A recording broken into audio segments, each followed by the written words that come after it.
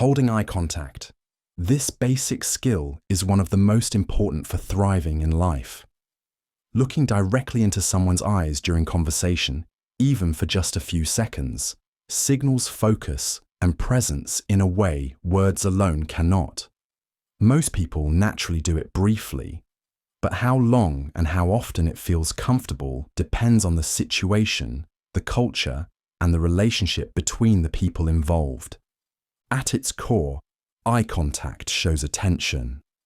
With a friend, it can make a conversation feel more genuine. In a job interview, it signals engagement and confidence. Even a brief moment with a stranger, like thanking a cashier, can create a small but real sense of connection. It also shapes how messages are interpreted. A steady gaze while speaking often conveys honesty or certainty. Looking away too quickly might suggest nervousness, disinterest, or simply that someone is pausing to think. The meaning depends on context. During active listening, holding someone's gaze feels natural, while in moments of reflection, breaking eye contact may be expected. Cultural differences make this skill more nuanced. In some societies, direct eye contact is polite and respectful. In others, it can feel confrontational or inappropriate. Being aware of the setting helps you decide when and how to use it. Improving this skill doesn't take much. Practicing by maintaining eye contact just a few seconds longer in daily interactions makes it easier and more natural over time.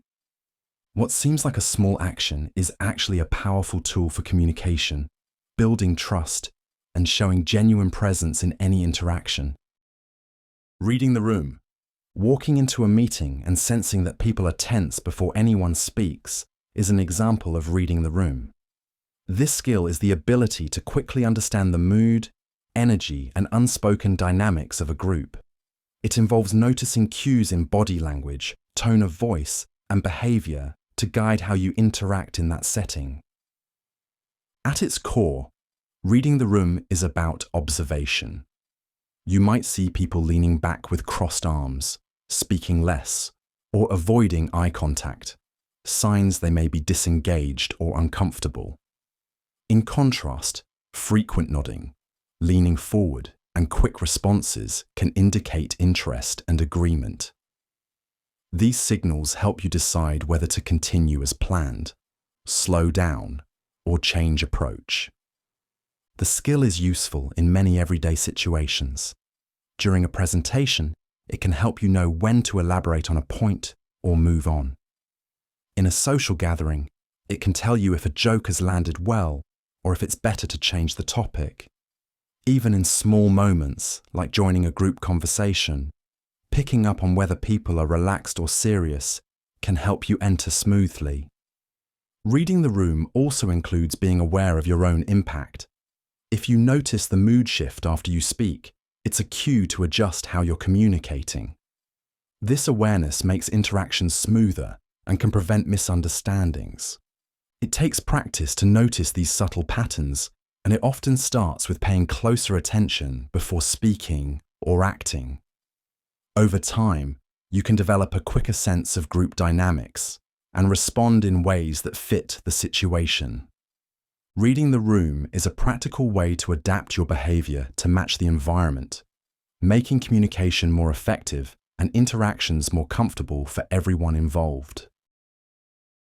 Know thyself. Knowing what motivates you, frustrates you, and drives your decisions is the basis of knowing yourself.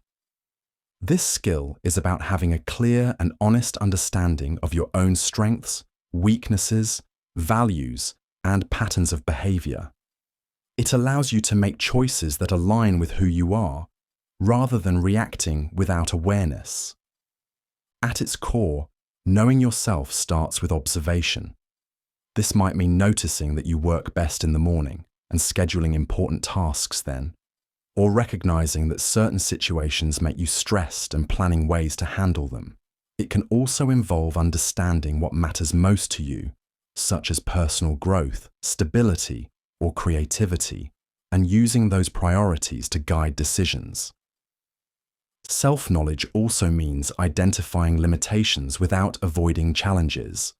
For example, if you know you tend to procrastinate on complex projects, you might break them into smaller steps to maintain progress.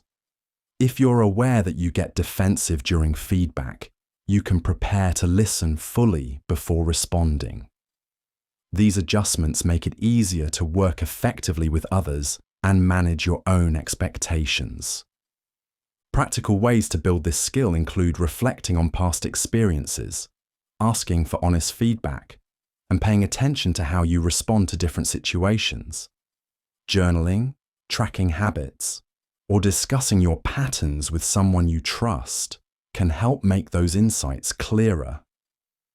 In both personal and professional life, people who know themselves can set realistic goals, communicate their needs, and choose environments where they're most likely to succeed.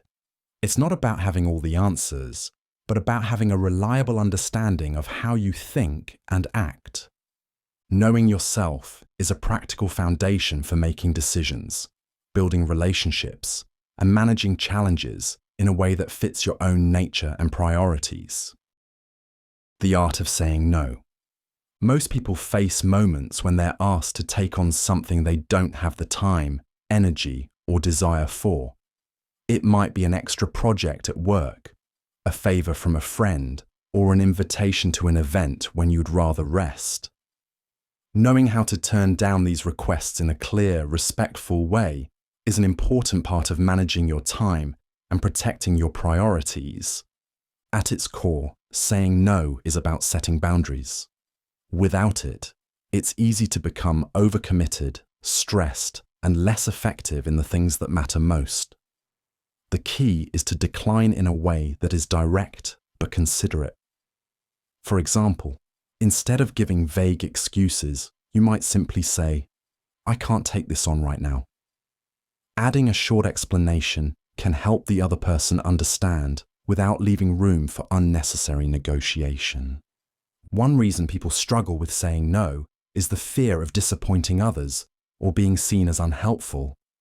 But constantly agreeing to every request often leads to burnout and frustration. By identifying situations where agreeing would cause you to sacrifice personal time, delay your own goals, or take on unhealthy stress, you can decide when it's worth standing firm. Practicing in low-pressure situations can make the skill easier to use when it counts. Turning down a store promotion, declining a subscription offer, or saying no to an extra task you can't reasonably fit in are all ways to build confidence. When done well, saying no doesn't harm relationships, it preserves them. It allows you to focus on commitments that align with your values and capacity, helping you maintain balance and effectiveness in both personal and professional life. Spotting lies. When someone's story changes depending on when or how they tell it, it can be a sign that the details aren't accurate. Spotting lies is the skill of identifying when information might not be truthful by paying attention to patterns, inconsistencies, and supporting evidence. It's less about relying on a single sign and more about gathering enough clues to make an informed judgment. At its most basic, this involves checking whether what's being said matches what you can verify. If a colleague claims a task is complete but avoids showing the finished work, that gap can be worth looking into. In personal situations, hearing different versions of the same event from the same person may suggest missing or altered details. Non-verbal cues can add to the picture. A person might avoid answering directly, speak with unusual pauses, or offer excessive, unrelated detail. These signals don't automatically prove dishonesty. They're indicators that you may need to look closer. Asking clear, specific questions can help reveal whether information holds up. Truthful answers tend to remain consistent when explained multiple times, while fabricated ones may shift or lose detail under repetition. Comparing claims to reliable records, timelines, or first-hand observations is another way to confirm accuracy. It's important to remember that stress, fatigue, or nervousness can mimic the signs people often associate with lying.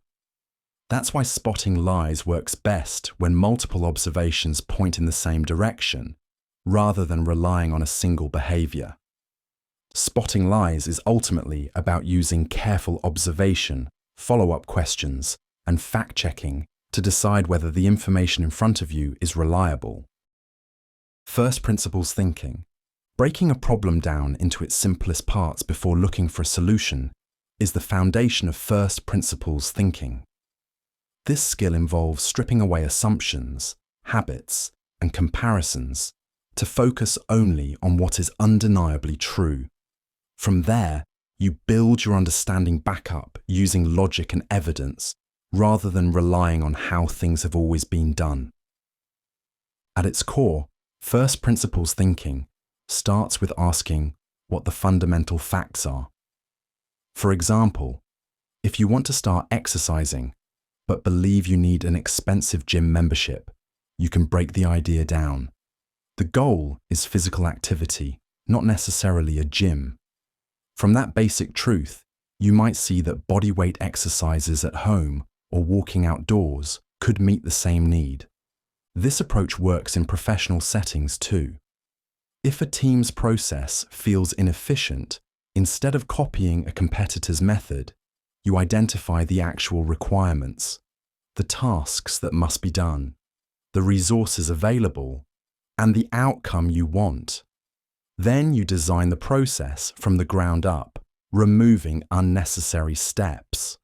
First principles thinking can also help in personal decision-making. If you're considering a major purchase, instead of following the usual path of comparing similar products, you first define the essential purpose it needs to serve. This can lead to more cost-effective or creative solutions. The challenge is that this method takes more effort up front than relying on existing models or common advice. However, it often produces better, more tailored results because it's based on fundamentals rather than assumptions. First principles thinking is a practical way to solve problems and make decisions by reducing them to their basic truths and building solutions logically from the ground up. Articulation. Being able to explain something so the other person understands it clearly is the essence of articulation. This skill is about expressing thoughts in a structured, precise way that makes your message easy to follow. It combines word choice, organization, and delivery so your point is understood as you intended. At its core, articulation starts with clarity of thought. Knowing exactly what you want to say before you say it helps you avoid vague or confusing language. For example, if you need to explain a change in plans to a group, you might begin with the most important detail, what has changed, before explaining why and what to do next. Structure is another key element. Arranging information in a logical order helps the listener follow along without guessing what comes next. In a meeting, this might mean giving an overview, explaining key points one by one, and ending with a clear summary of decisions or actions. Tone and pace also affect articulation. Speaking too fast can make details unclear, while speaking too slowly can lose your listener's attention. In a casual conversation, you might slow down slightly when introducing new information so the other person has time to process it. Adapting your language to the audience is equally important. Explaining a technical process to a coworker familiar with the topic might include industry terms, but when speaking to someone outside the field, you would use simpler language and relatable examples. Articulation improves with practice, especially when you prepare your thoughts in advance and adjust based on feedback from others. Articulation is a practical skill for making sure your ideas are understood clearly, allowing you to communicate more effectively in conversations, presentations, and written messages. Reading between the lines, catching the meaning behind someone's words often requires more than just listening to what they say. Reading between the lines is the skill of understanding the underlying message, intention, or emotion that may not be stated directly. It combines paying attention to context, tone, and non-verbal cues with considering what is left unsaid. At its core, this skill means looking beyond the literal meaning of words. For example, if a coworker says, "That's an interesting idea," with a hesitant tone and no follow-up questions, they may be signaling doubt rather than agreement. In personal situations, a friend saying they are fine while avoiding eye contact might be expressing that something is wrong without saying it outright. Context plays a major role. The same phrase can mean different things depending on the situation, relationship, and past interactions. A short reply in a busy meeting might reflect time pressure, while the same brevity in a relaxed conversation could signal disinterest. Recognizing these differences helps you interpret the real message accurately. Non-verbal signals, such as facial expressions, posture, or pauses, often carry important information. A customer who says a product is good but avoids making eye contact and quickly changes the topic may actually be unsatisfied. Matching these cues with the words spoken gives a fuller picture. Reading between the lines is useful in avoiding misunderstandings, identifying hidden concerns, and responding in ways that address the real issue. It works best when combined with follow-up questions to confirm your understanding, rather than relying solely on assumptions. Reading between the lines is a practical way to uncover the meaning that isn't said directly, improving communication and decision-making in both personal and professional situations. Sense of humour. Finding something to laugh about, even in routine situations, is at the heart of having a sense of humour. This skill is the ability to recognise and appreciate moments of lightness or amusement, and sometimes to share them in a way that brings others along. It can ease tension, strengthen connections, and make everyday interactions more enjoyable. At its core, a sense of humour involves noticing the playful or unexpected side of situations. For example, laughing with coworkers about a harmless mistake can make it easier to move past the problem. In a family setting, joking about a shared experience, like getting lost on a road trip, can turn frustration into a story everyone remembers fondly. It also involves timing and awareness. A well-placed, light-hearted comment can lift the mood, but using humour in the wrong context or at someone's expense can have the opposite effect. Part of developing this skill is reading the room, understanding what people are comfortable with, and adapting accordingly. A sense of humour isn't limited to telling jokes. It can mean reacting to challenges with a lighter perspective, enjoying playful conversation, or appreciating others' wit. Even quietly noticing something funny in your surroundings can be enough to shift your own mindset in a positive way. This skill can improve relationships because it helps people feel more at ease. It can also make it easier to handle stress, since humour can act as a quick mental reset in difficult moments. A sense of humour is a practical way to bring positivity into everyday life, making interactions smoother and challenges a little easier to navigate. Storytelling. Sharing information in a way that people remember often comes down to telling it as a story. Storytelling is the skill of structuring events, facts, or ideas so they are engaging, clear, and easy to follow. It's a tool used in conversations, presentations, job interviews, and even casual social situations. At its most basic, storytelling has three parts: a beginning, a middle, and an end. The beginning sets the scene: who is involved, where it happens, and why it matters. The middle shows the events or challenges as they unfold, often building interest or tension. The end provides resolution, whether it's a lesson learned, a decision made, or simply the conclusion of the sequence. In everyday life, storytelling can turn simple moments into points people connect with. Explaining how a work project succeeded is more memorable if you describe the challenge, the steps taken, and the result, instead of only listing facts. Talking about a trip is more engaging if you include a small obstacle or surprise that happened along the way. Good storytelling also considers the listener, choosing details that are relevant to them, keeping the length appropriate, and using language they can relate to makes the story easier to follow. It's not about exaggerating or adding drama. It's about selecting and arranging details so the message is clear and keeps attention.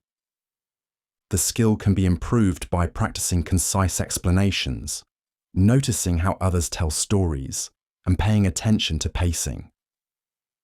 A strong story doesn't wander off track, and each part contributes to the listener's understanding.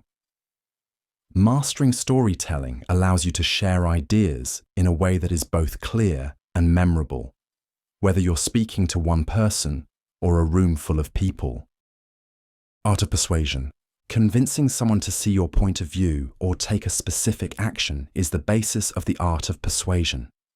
This skill is about influencing decisions by presenting information in a way that is logical, relatable, and appealing to the other person's needs or interests. It combines clear communication with an understanding of what matters most to your audience. At its core, persuasion starts with preparation. Knowing the facts, anticipating questions, and understanding potential objections makes your message stronger. For example, if you want your team to adopt a new tool, you might gather data showing how it saves time, offer examples from similar companies, and explain how it addresses current problems. Building trust is another key part. People are more likely to be persuaded by someone they believe is credible and has their best interests in mind. This can be done by being consistent, transparent, and willing to listen to feedback rather than pushing a one-sided argument. Framing your message in terms of the other person's priorities makes it more compelling. In a household discussion, persuading a family member to agree on a budget might involve showing how it frees up money for shared goals. In a workplace, it could mean highlighting how a proposed change benefits the team directly. Timing and delivery also matter. Presenting an idea when the other person is receptive and communicating it clearly, without unnecessary complexity, increases the likelihood of agreement. The art of persuasion is a practical skill for guiding others toward a choice, by combining clear reasoning, credibility, and an understanding of what will genuinely appeal to them. Negotiation. Reaching an agreement that satisfies everyone involved is the core of negotiation. This skill is about finding common ground between different needs, priorities, or viewpoints so that all parties can move forward with a solution they accept. It involves preparation, clear communication, and a willingness to compromise without losing sight of your main objectives. At its simplest, negotiation starts with understanding what you want and why it matters. For example, if you're discussing salary with a potential employer, you might set a target figure based on your research and the value you bring to the role. Knowing your priorities, such as flexible hours or professional development opportunities, helps you evaluate offers beyond the main headline. Listening to the other side is just as important. In a family setting, negotiating chores might mean understanding which tasks each person dislikes and assigning them in a way that feels fair. In business, it could involve learning what the other party values most so you can offer something that meets their needs while still getting what you require. A good negotiation also involves clear communication, explaining your reasoning, providing evidence, and staying calm under pressure can build trust and reduce resistance. Flexibility is key. Being open to alternative solutions can lead to outcomes better than your original idea. Timing and tone influence results as well. Choosing a moment when both sides are ready to talk and maintaining a respectful problem-solving attitude can make it easier to reach agreement. Negotiation is a practical skill for resolving differences and securing agreements that work for everyone by balancing your goals with the needs of others. Reading body language. Noticing how someone stands, moves, or gestures can reveal as much as the words they speak. Reading body language is the skill of understanding non-verbal signals to gain insight into what a person might be feeling or thinking. It involves observing posture, facial expressions, gestures, and other physical cues in the context of the situation. At its core, this skill starts with paying attention to the most common indicators. Crossed arms, for example, can suggest defensiveness or discomfort, while leaning forward may indicate interest and engagement. A genuine smile often involves both the mouth and the eyes, while a forced smile may only involve the mouth. Context is critical. The same gesture can mean different things depending on the circumstances. Someone crossing their arms in a cold room might simply be keeping warm, not signaling disagreement. This is why it's important to combine multiple cues rather than relying on a single signal. Reading body language is useful in everyday interactions. In a meeting, noticing that a colleague avoids eye contact and fidgets might suggest they are unsure about a proposal, prompting you to address their concerns directly. In a social setting, seeing that someone frequently glances toward the door could indicate they're ready to leave, even if they haven't said so. It's also a two-way skill. Being aware of how your own body language appears to others can help you communicate openness and confidence. For example, keeping your posture relaxed, maintaining comfortable eye contact, and nodding while listening can make others feel heard. Reading body language is a practical way to understand unspoken information, adapt your communication, and respond more effectively in both personal and professional situations. Memory palace. Remembering a long list of items without writing them down can be made easier using a memory palace. This skill is a mental technique that stores information by linking it to specific locations in an imagined space. By turning abstract facts into visual and spatial memories, it becomes easier to recall them in order. At its core, a memory palace works by using a place you know well, such as your home, school, or office, as a mental map. You choose a path through this location and assign each piece of information to a distinct spot along the way. For example, if you need to remember a grocery list, you might imagine milk sitting on your front porch, bread on the living room couch, and apples on the kitchen counter. This method takes advantage of the brain's strong ability to remember visual details and spatial layouts. Even if you forget part of the list, mentally walking through the space often triggers the missing items. The memory palace can be applied to more than shopping lists. Students can use it to remember historical dates, vocabulary words, or the order of concepts in a presentation. Professionals might use it to recall the sequence of talking points in a meeting or speech. The key is to make each mental image distinct and easy to visualize so it sticks. Practice strengthens the technique. Starting with small lists and gradually increasing complexity helps you build speed and accuracy. With regular use, the memory palace can become a reliable tool for retaining large amounts of information without relying on written notes. A memory palace is a practical way to organize and recall information by mentally placing it in familiar locations that you can revisit in your mind when needed. Beating procrastination. Putting off a task until the last minute, even when you have time to do it, is the core of procrastination. Beating procrastination is the skill of consistently taking action on tasks instead of delaying them. It involves understanding why the delay happens, breaking down barriers to starting, and creating conditions that make follow-through easier. At its simplest, procrastination often happens when a task feels too large, unclear, or unpleasant. The first step to overcoming it is to make the task more approachable.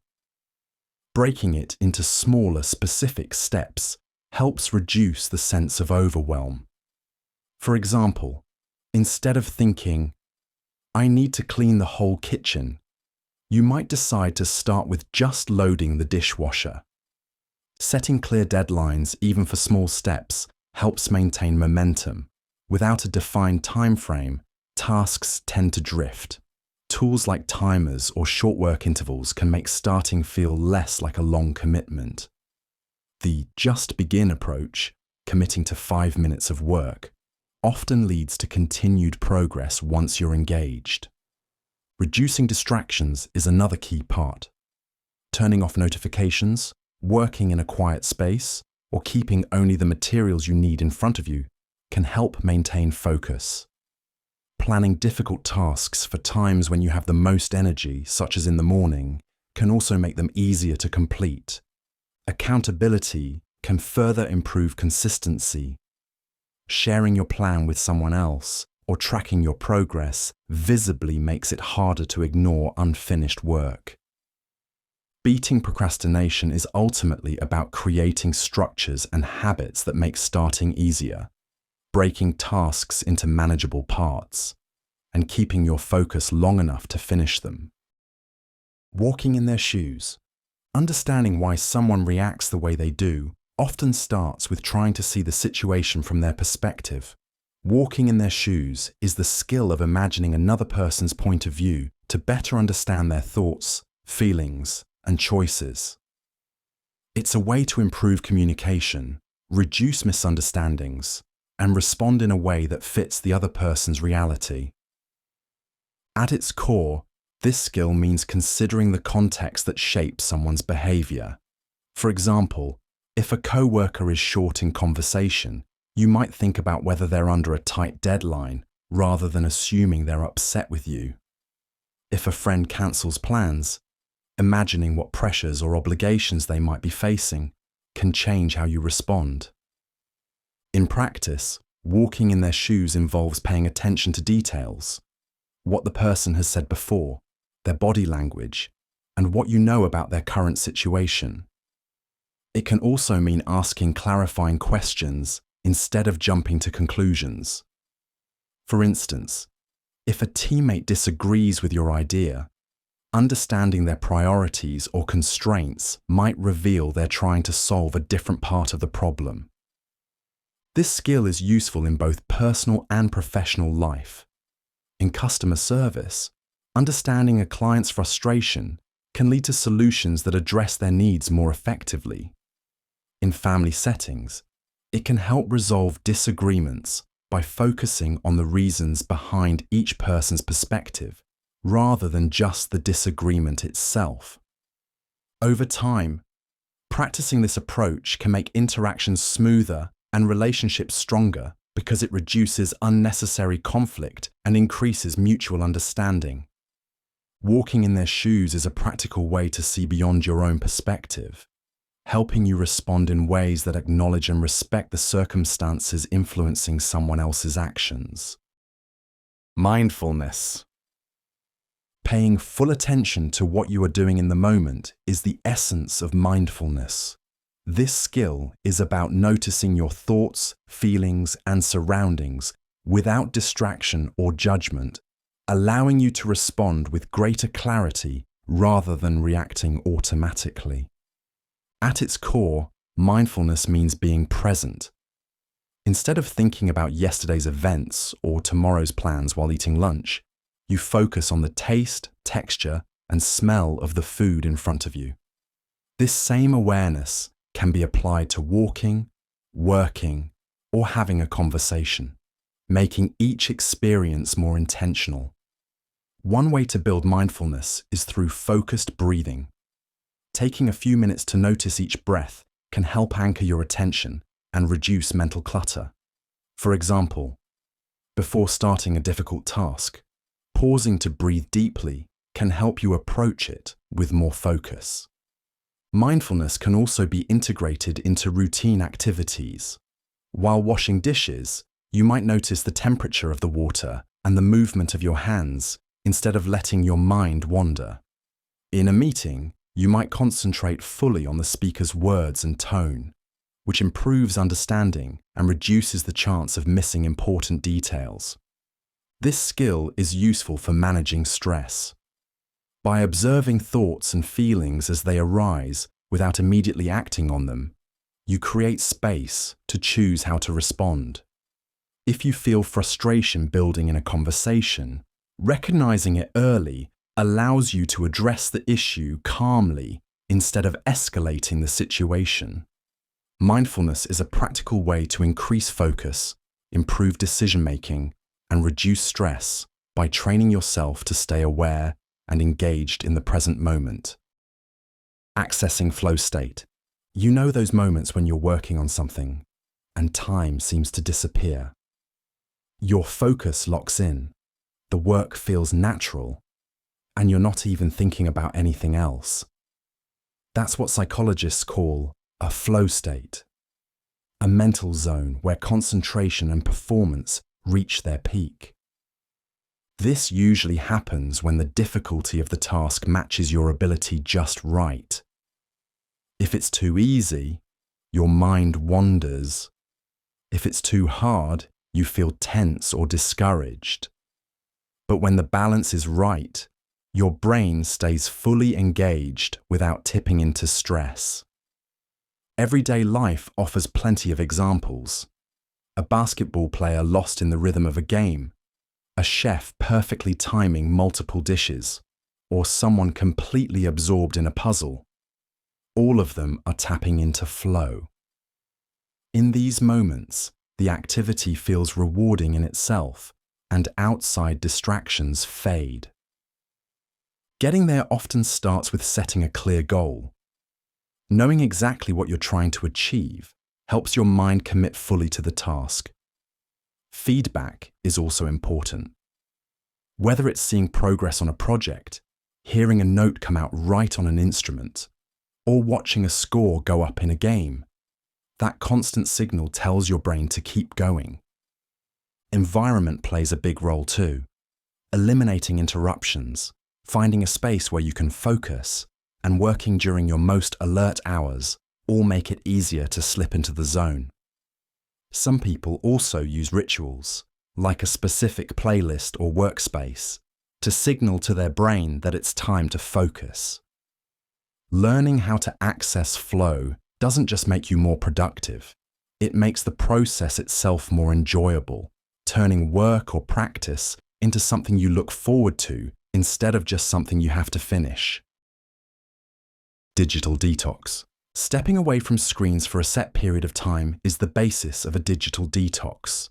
This skill is about intentionally reducing or eliminating the use of phones, computers, televisions, and other digital devices to rest your mind, improve focus, and create space for offline activities.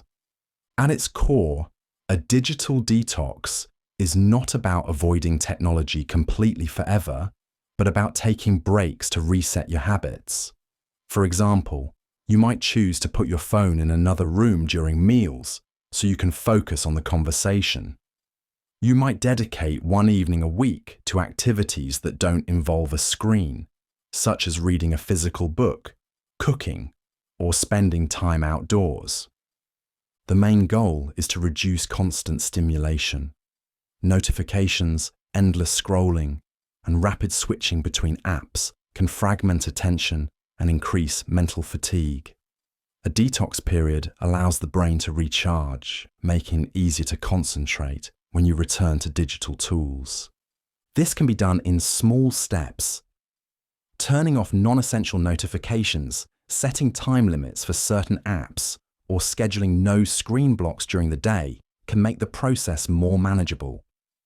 In some cases, people plan full day or weekend breaks from devices, using the time for hobbies, exercise, or face-to-face interaction. A digital detox can also improve sleep. Avoiding screens for an hour before bedtime reduces exposure to blue light, which can interfere with the body's natural sleep rhythm.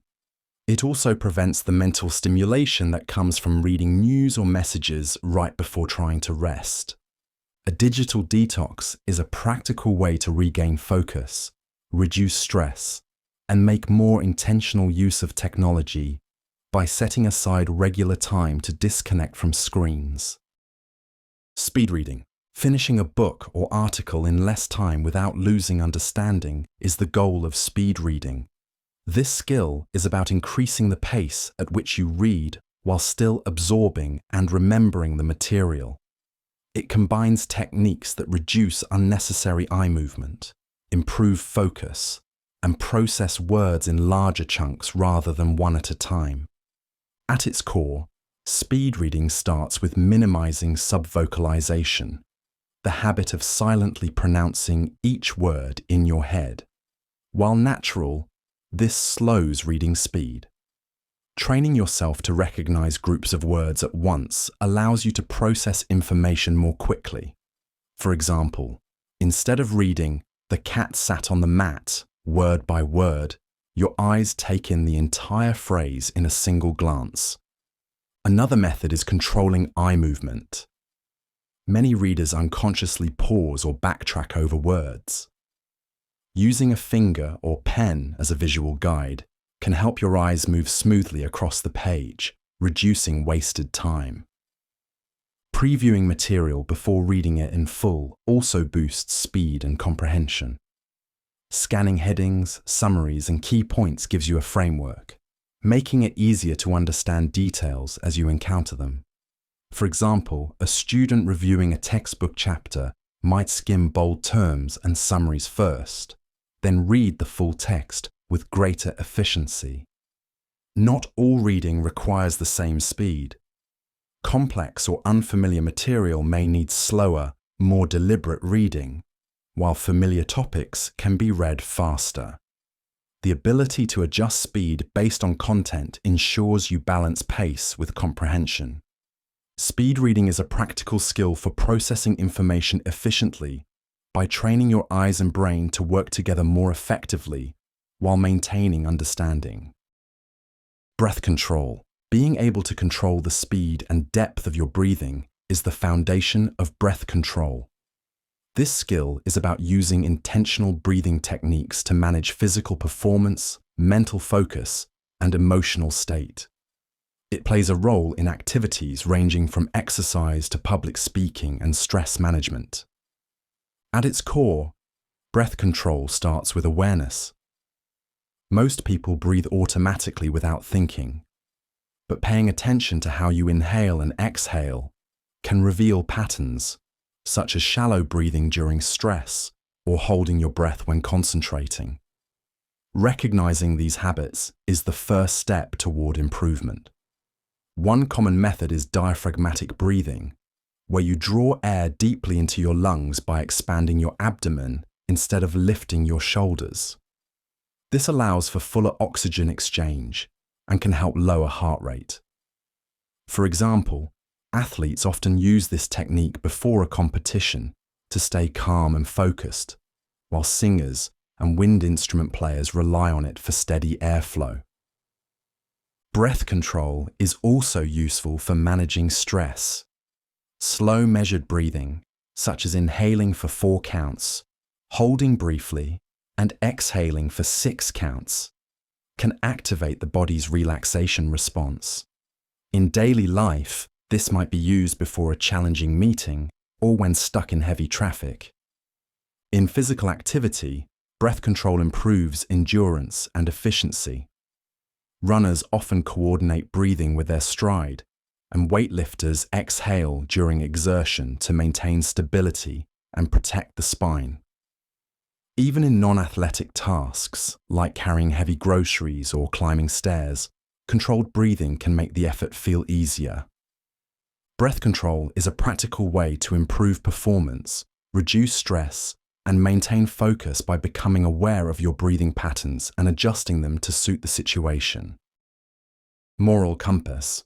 Choosing what feels right when faced with a difficult decision often comes from your moral compass. This skill is the ability to use your personal values and sense of right and wrong to guide your actions, even in situations where the correct choice is not obvious. It helps you make consistent decisions and maintain integrity over time. At its core, a moral compass is shaped by a combination of upbringing, culture, experiences, and reflection. It influences how you respond to everyday situations, from deciding whether to speak up when someone is treated unfairly to determining how honest to be in a challenging conversation. For example, if you find a wallet on the street, your moral compass may guide you to return it, even if no one would know otherwise. In workplaces, a strong moral compass can help navigate ethical dilemmas, such as choosing not to cut corners on a project, even under pressure to meet deadlines. In personal life, it can shape how you treat friends, family, and strangers, particularly when your actions might have consequences for others. Maintaining a clear moral compass requires ongoing self-awareness. This means understanding your core values, being willing to question them when presented with new perspectives, and making decisions that align with them. It can also mean standing by your choice even when it's inconvenient or unpopular. While laws and rules provide external guidelines, a moral compass works internally, influencing decisions in areas where there may be no clear rule to follow. Over time, consistently using it builds trust and credibility with others. A moral compass is a practical guide for making choices that align with your principles, helping you act in ways that reflect who you want to be in both everyday and high-pressure situations. Basic self-defense. Knowing how to protect yourself in a threatening situation is the basis of basic self-defense. This skill is about using simple, effective techniques to stay safe and create an opportunity to escape if needed. It combines awareness, preparation, and physical actions that can be learned and applied by anyone. At its core, basic self-defense starts with prevention. Staying aware of your surroundings, avoiding isolated areas at night, and trusting your instincts can reduce the risk of confrontation. For example, crossing the street to avoid a group acting aggressively is an effective use of self-defense without physical contact. If avoidance isn't possible, the goal is to create space and get to safety. This can involve using your voice firmly to deter an aggressor or draw attention. Simple physical techniques, such as breaking free from a wrist grab or using the heel of your palm to push an attacker away, are designed to be quick and require minimal strength. Training helps make these movements automatic under stress. Many community centers and martial arts schools offer self-defense classes that focus on practical moves rather than complex sequences. Even learning how to maintain a balanced stance or protect your head and body can make a difference. Basic self-defense also includes knowing what to do after an incident, finding a safe location, contacting authorities, and seeking help from others nearby. Keeping emergency numbers easily accessible and being familiar with local resources adds another layer of preparedness. Basic self-defense is a practical way to improve personal safety by combining awareness, confidence, and simple physical skills that can be used to avoid or escape dangerous situations. Letting go. Letting go is the ability to release something that is no longer useful, healthy, or within your control. It can apply to situations, possessions, habits, or even relationships. The goal is to free up mental and emotional energy that would otherwise be tied to something you cannot change or improve. At its simplest, letting go starts with recognizing when holding on is doing more harm than good. For example, keeping a broken appliance in the hope of fixing it one day can take up space and add clutter. The same idea applies to a past mistake that you replay in your mind. Holding on doesn't change what happened, but it can prevent you from focusing on the present. The process often involves an honest look at why you are holding on. Sometimes it's habit, like continuing a hobby you no longer enjoy because you've always done it. Other times it's emotional, such as staying in contact with someone who consistently undermines your confidence. Identifying the reason makes it easier to decide if it's worth keeping in your life. Letting go doesn't mean forgetting or ignoring. In many cases, it involves acknowledging the value something once had, then choosing to move forward without it. For instance, after leaving a job, it's normal to miss certain aspects, but continuing to dwell on it can make it harder to adjust to new opportunities. Practical steps can help, such as setting boundaries, replacing unhelpful habits with healthier ones, or physically removing items that serve no purpose.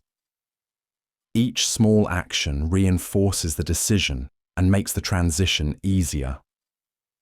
Letting go is a practical skill that reduces unnecessary stress, helps you adapt to change, and keeps your focus on what can be influenced rather than what is beyond control.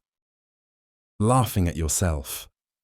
Being able to find humour in your own mistakes, quirks, or awkward moments allows you to stay relaxed instead of feeling defensive or embarrassed. It's a way of keeping situations light when they might otherwise feel tense or uncomfortable. At its core, it's about not taking yourself too seriously. Everyone makes mistakes. Spilling coffee on a shirt before a meeting, mispronouncing a word in front of others, or sending a message to the wrong person. Responding with a light-hearted comment instead of frustration puts you in control of the moment. People often react more positively to someone who can acknowledge a small error with humour than to someone who becomes defensive.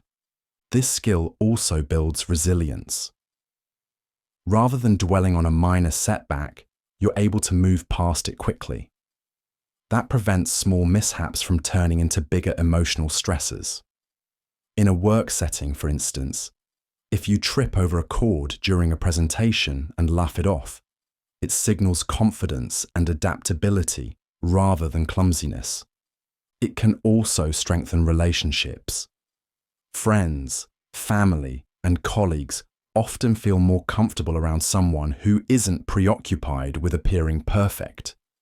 It opens the door for more genuine interactions because it shows you can be human without shame. Practicing starts with shifting your internal reaction.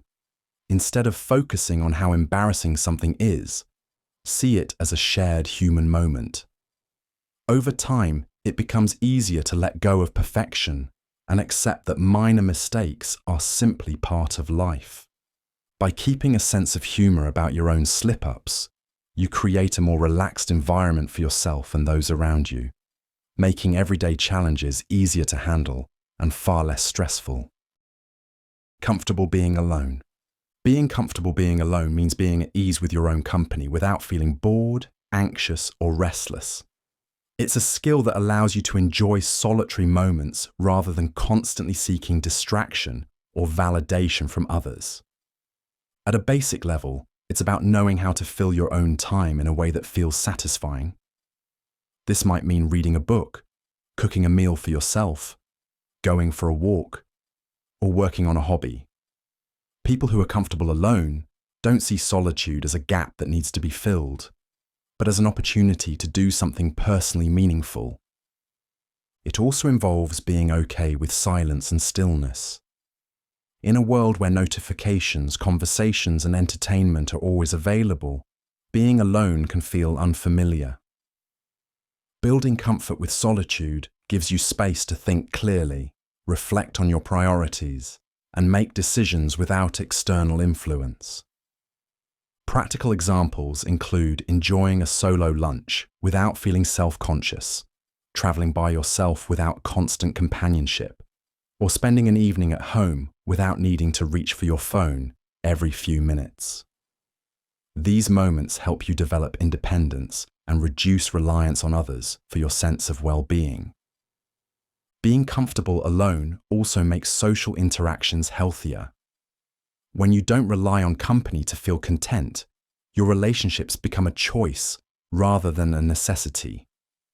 This often leads to stronger, more balanced connections with others because they're built on mutual enjoyment rather than dependence. The ability to enjoy your own company is not about avoiding people, but about having the confidence and skills to spend time with yourself productively and happily. It is a foundation for personal growth, emotional stability, and a more balanced life. Budgeting, how to protect yourself in a threatening situation, is the basis of basic self-defense. This skill is about using simple, effective techniques to stay safe and create an opportunity to escape if needed. It combines awareness, preparation, and physical actions that can be learned and applied by anyone. At its core, basic self-defense starts with prevention. Staying aware of your surroundings, avoiding isolated areas at night, and trusting your instincts can reduce the risk of confrontation. For example, crossing the street to avoid a group acting aggressively is an effective use of self-defense without physical contact. If avoidance isn't possible, the goal is to create space and get to safety. This can involve using your voice firmly to deter an aggressor or draw attention. Simple physical techniques, such as breaking free from a wrist grab or using the heel of your palm to push an attacker away, are designed to be quick and require minimal strength. Training helps make these movements automatic under stress. Many community centers and martial arts schools offer self-defense classes that focus on practical moves rather than complex sequences. Even learning how to maintain a balanced stance or protect your head and body can make a difference. Basic self-defense also includes knowing what to do after an incident, finding a safe location, contacting authorities, and seeking help from others nearby. Keeping emergency numbers easily accessible and being familiar with local resources adds another layer of preparedness. Basic self-defense is a practical way to improve personal safety by combining awareness, confidence, and simple physical skills that can be used to avoid or escape dangerous situations. Positive reframing, looking at a challenging situation and intentionally focusing on the aspects that can lead to growth, learning, or a better outcome, can make setbacks easier to handle. This approach does not mean ignoring problems or pretending everything is fine. Instead, it involves shifting perspective to see possibilities rather than only difficulties. At its simplest, the process begins with recognizing an event or problem for what it is, then actively searching for an angle that highlights something constructive. For example, being passed over for a promotion can feel discouraging. A reframed perspective might focus on using the extra time to develop new skills or explore opportunities that align more closely with long-term goals. The skill relies on separating facts from interpretation. Two people can experience the same setback, but one might see it purely as a failure, while the other views it as valuable feedback. By identifying what can be learned or gained from the experience, the emotional impact becomes easier to manage, and future decisions can be made more effectively. Practical ways to build this habit include asking what the situation makes possible, looking for lessons that can prevent similar issues in the future, and noticing any hidden benefits. For example, a cancelled trip could allow time for rest, savings, or pursuing an activity that had been postponed. This approach is not about unrealistic optimism. It works best when combined with a willingness to address real problems and take action. Over time, it can reduce stress, improve problem-solving skills, and make it easier to adapt to unexpected changes. Training the mind to see the useful side of setbacks helps maintain motivation and focus, even when circumstances are less than ideal. Trusting your gut feeling, making choices without stopping to analyze every detail is something most people do, often guided by a quick internal signal that points them in a direction before they've fully thought it through. This kind of instinctive response tends to show up when there isn't enough time, information, or clarity to carefully weigh every option. What feels like intuition is really the brain drawing on past experiences and learned patterns. Even when you can't explain it, your mind has picked up on subtle cues, tone of voice, body language, or similarities to past situations, and translates that into a strong sense of what to do next. For instance, choosing not to take a certain shortcut because it doesn't feel right, even without a visible threat, is a common example. These instincts play a role in smaller, everyday decisions as well. Selecting one product over another without reading every detail, noticing tension in a coworker before they say anything, or leaning toward a particular job offer without being able to break down the reasoning. All are ways this inner signal influences choices. Of course, gut instincts aren't foolproof. They can be colored by bias or gaps in knowledge, which is why they work best when supported by logic. In areas where you have relevant experience, intuition tends to be more accurate. In new or unfamiliar situations, it's often wiser to double-check before acting. By paying attention to how often these signals lead to useful outcomes, you can learn when they're worth trusting and when they need a second look. In the end, intuition works as the brain's shortcut for decision-making, blending experience and perception into a fast, confident guide in everyday life. Staying curious, noticing something you don't fully understand and wanting to learn more is the starting point of curiosity. Staying curious is the habit of continuing to ask questions, explore new ideas, and look for explanations even when it would be easier to accept what you already know. It's a skill that keeps your thinking active and adaptable in both everyday life and more complex situations. At its simplest, staying curious means not stopping at the first answer. When a recipe turns out better than expected, you might want to know which step made the difference. When a new app appears on your phone, you might explore its settings instead of just using the default features. These small choices to investigate help you learn and understand more over time. Curiosity can also expand your perspective. Asking a coworker how they approach a task, reading about an unfamiliar topic, or visiting a place you've never been gives you information and experiences you wouldn't have had otherwise. This not only builds knowledge, but can also improve problem solving because you're drawing from a wider range of ideas and examples. Staying curious often means being comfortable with not knowing something right away. Instead of feeling pressured to have an instant answer, you treat uncertainty as a signal to gather more information. This approach helps in areas like troubleshooting a device, understanding a different viewpoint, or learning a new skill. It's a mindset you can practice by regularly seeking out something unfamiliar, asking clear questions, and paying attention to the details others might overlook.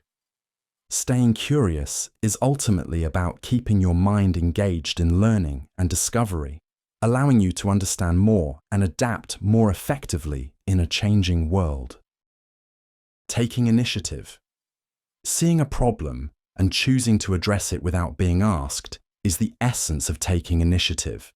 It's the skill of acting proactively rather than waiting for instructions or for someone else to step in. This approach helps tasks get done sooner, solutions appear faster, and opportunities open up that might otherwise be missed. At its most basic, taking initiative starts with awareness. You notice a situation that could be improved or a task that needs attention. Instead of assuming it's someone else's responsibility, you decide to act. For example, if a meeting room is disorganized before an important presentation, you straighten it up without being told. If a teammate is struggling with a deadline, you offer help before they ask. This skill also applies to personal growth.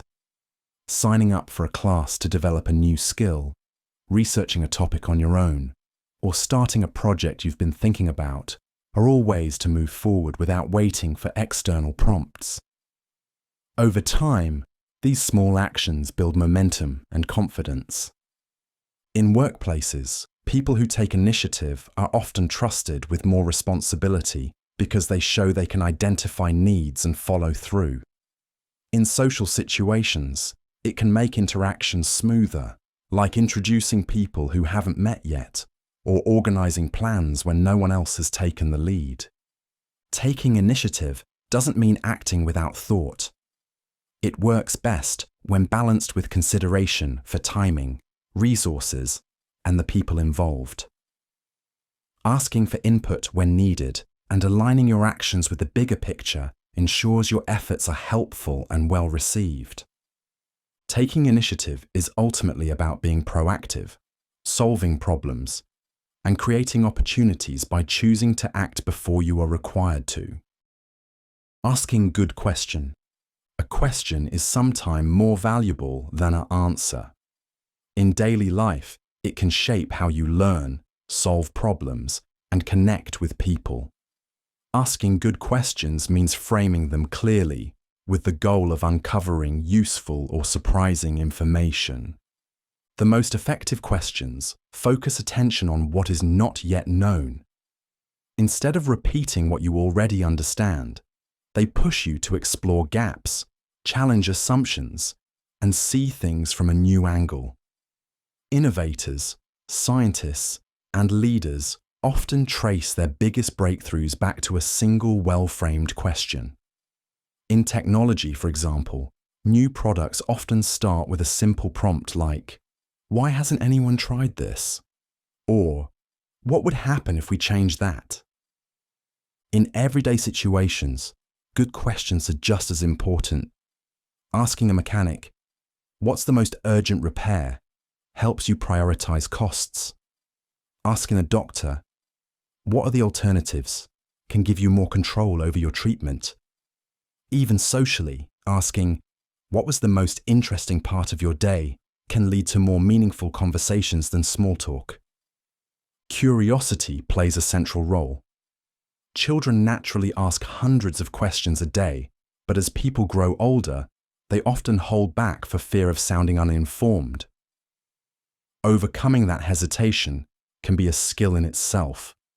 Some of the most effective communicators use what are sometimes called naive questions, straightforward, even obvious-sounding prompts that cut through complexity and reveal important truths. A good question is specific enough to guide a useful answer, yet open enough to allow for unexpected insights. It is asked with genuine interest, not just to confirm what you already think. Mastering this skill makes learning faster, problem-solving sharper, and conversations richer. Emotional intelligence. Noticing when you're starting to feel frustrated in a conversation and choosing to stay calm is an example of emotional intelligence. This skill is the ability to recognize, understand, and manage your own emotions, while also recognizing and responding appropriately to the emotions of others. It plays a role in how you communicate, solve problems, and maintain relationships. At its core, emotional intelligence begins with self-awareness. This means paying attention to your feelings and the situations that trigger them.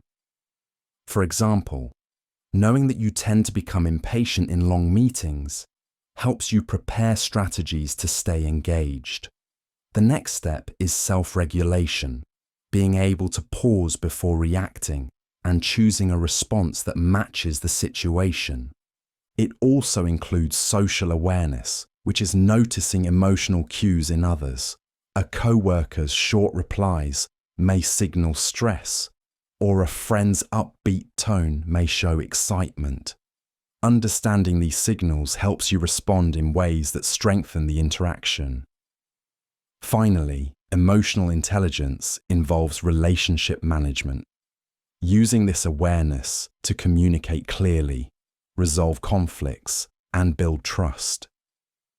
In everyday life, this can be as simple as listening without interrupting when someone is upset, giving constructive feedback without sounding harsh, or calming yourself before responding to criticism.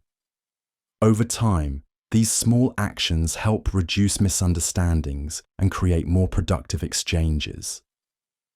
Developing emotional intelligence often involves practicing empathy, reflecting on past interactions, and being open to feedback about your communication style.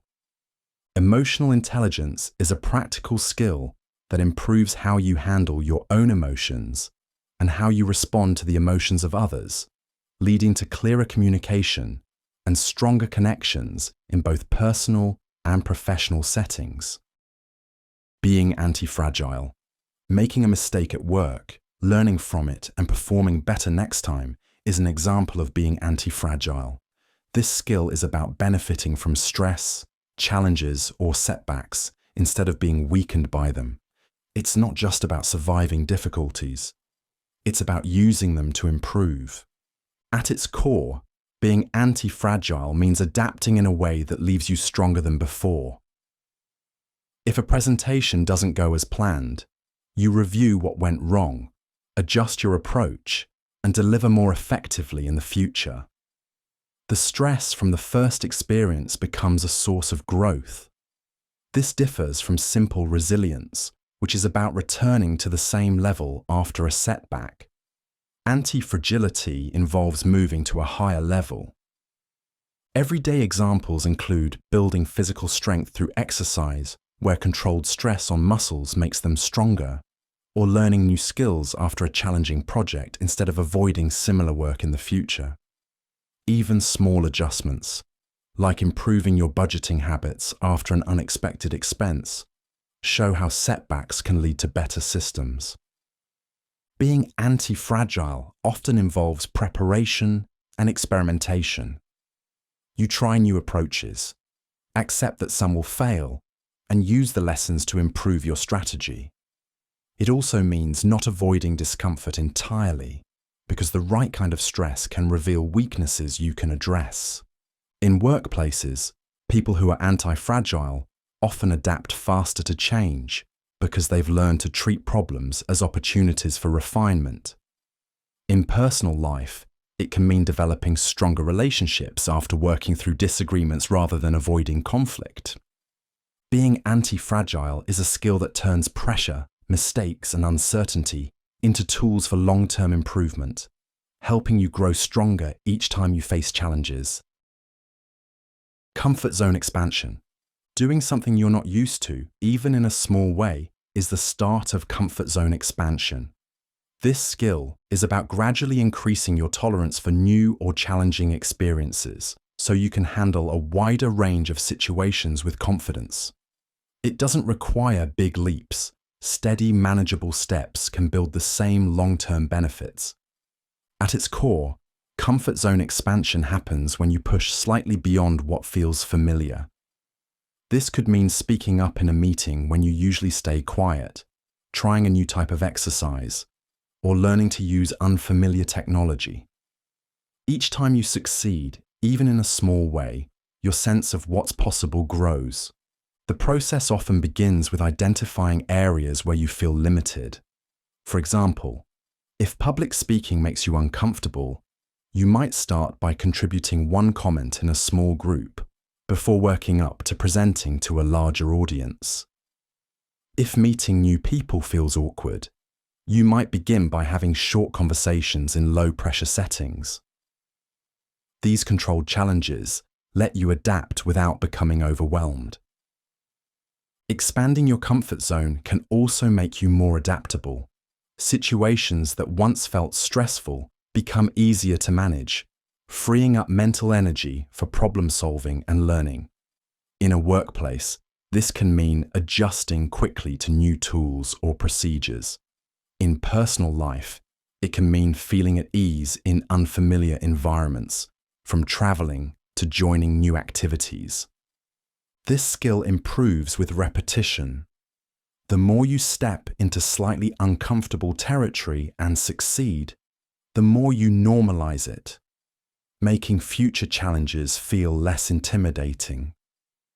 Comfort zone expansion is a practical way to build adaptability, confidence, and resilience by steadily taking on experiences that stretch your limits in manageable steps. Pragmatic listening.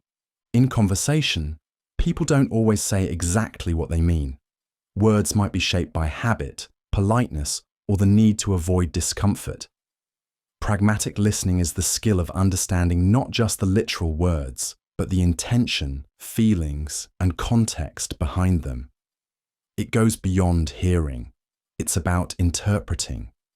At its simplest, pragmatic listening means noticing how something is said, not just what is said. A friend might respond with, "I'm fine," but their tone is flatter than usual, or they avoid eye contact. Those signals can reveal more than the words alone. This isn't about guessing or mind reading. It's about paying attention to the clues that speech naturally carries: tone, pacing, volume, and even pauses. It also means considering context. If a coworker agrees to take on extra work but hesitates before answering, it could signal they feel pressured. By acknowledging the hesitation, "I appreciate you helping, but I can also adjust the workload if it's too much," you create space for honest communication. Pragmatic listening is useful in everyday situations.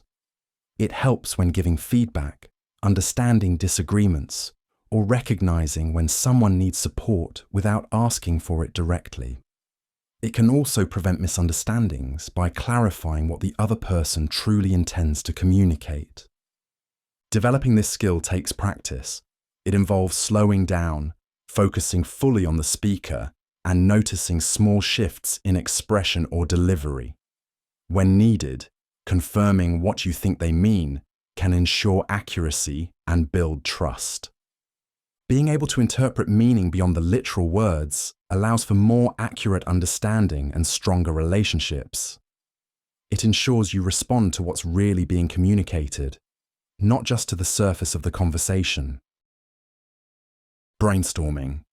Coming up with a wide range of ideas before choosing a solution is the basis of brainstorming.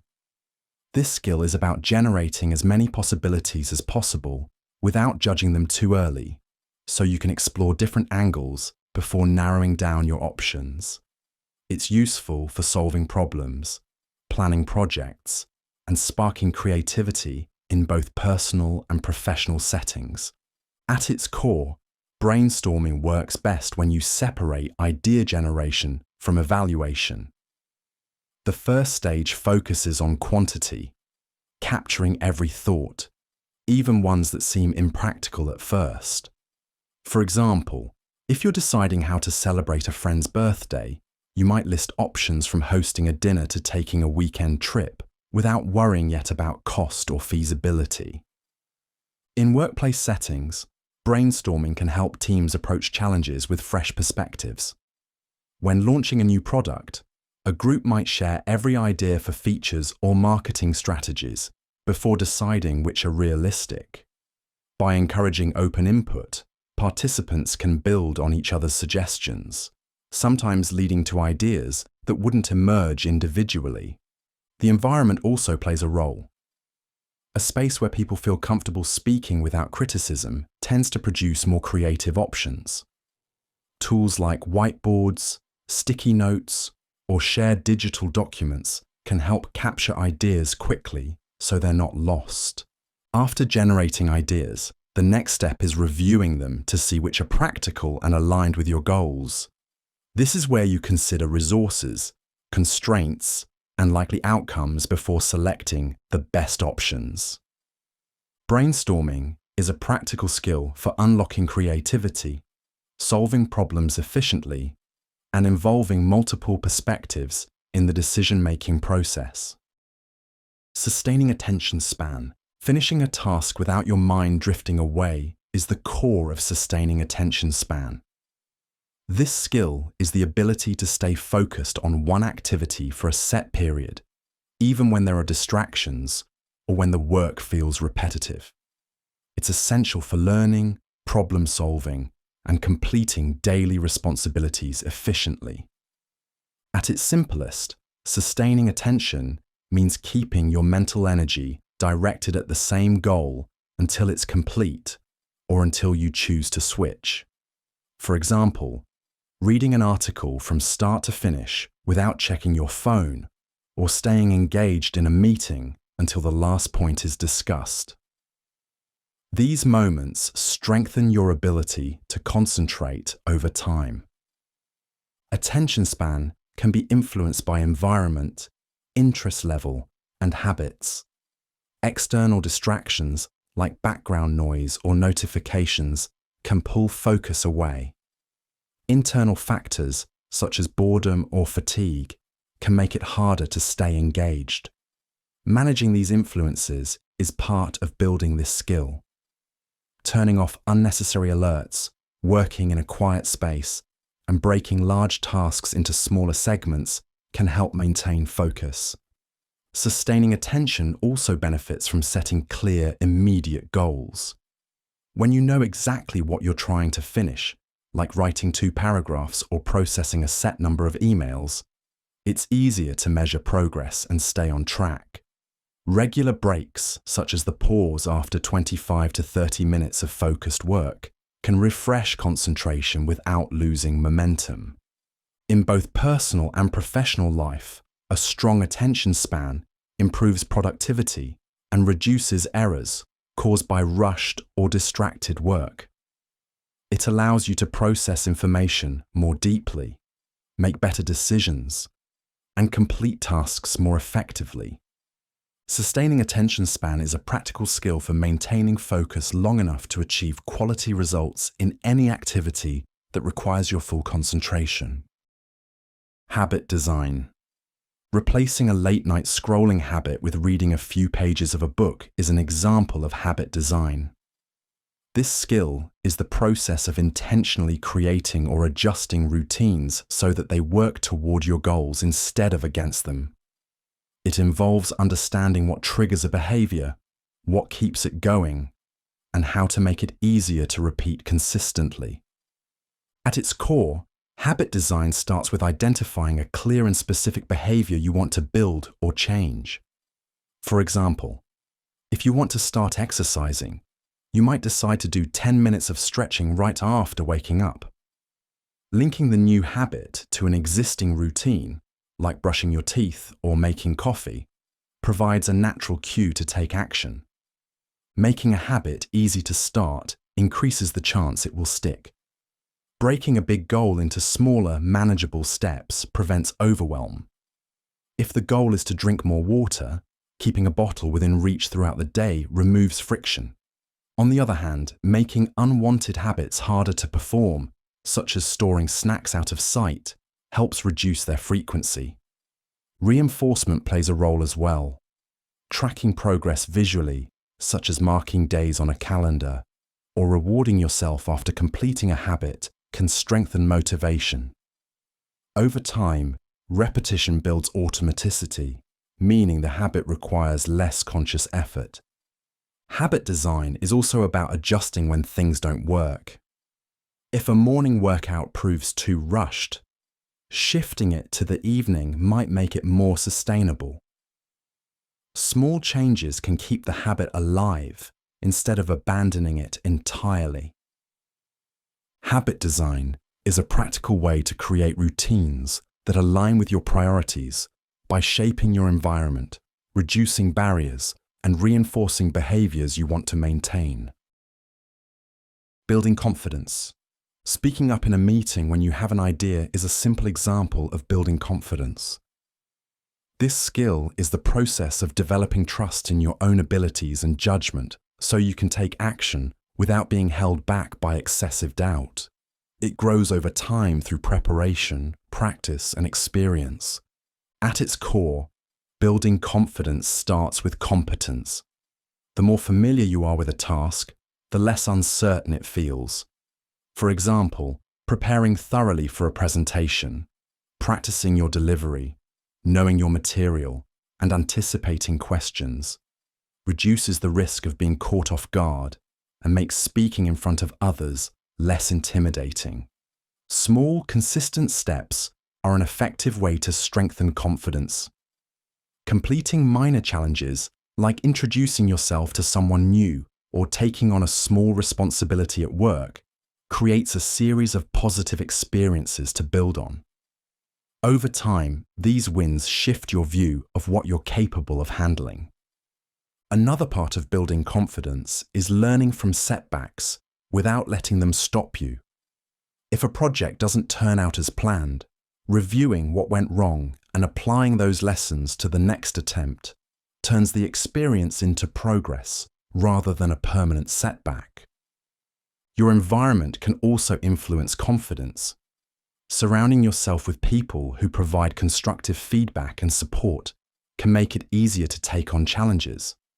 Avoiding comparisons to others and focusing on your own progress keeps the attention on measurable improvement. Building confidence is a practical process of gaining skills, creating small successes, and handling setbacks constructively, so you can approach challenges with greater assurance in your abilities. Bouncing back. Missing an opportunity or making a mistake can feel discouraging, but bouncing back is the skill of recovering quickly and continuing to move forward. It's about regaining focus, adjusting your approach, and taking the next step without letting a setback permanently slow your progress. At its core, bouncing back starts with accepting what happened instead of ignoring it. This might mean acknowledging a poor result on a project, a failed exam, or a missed deadline. Facing the situation directly makes it easier to understand what went wrong and decide how to respond. The next step is assessing the factors within your control. If you didn't perform well in a presentation, you might identify that more preparation time or practicing in front of others could help. If an application was rejected, you can look at improving your qualifications or targeting a better fit. This focus on actionable changes turns disappointment into a plan. Maintaining perspective is also important. Viewing setbacks as temporary rather than permanent helps prevent overreacting or giving up. Small actions, such as making a new schedule, asking for feedback, or starting on a fresh task, can rebuild momentum. Bouncing back is not about pretending the setback didn't matter, but about preventing it from becoming the final outcome. People who practice this skill tend to adapt faster to changing circumstances because they focus on solutions rather than the setback itself.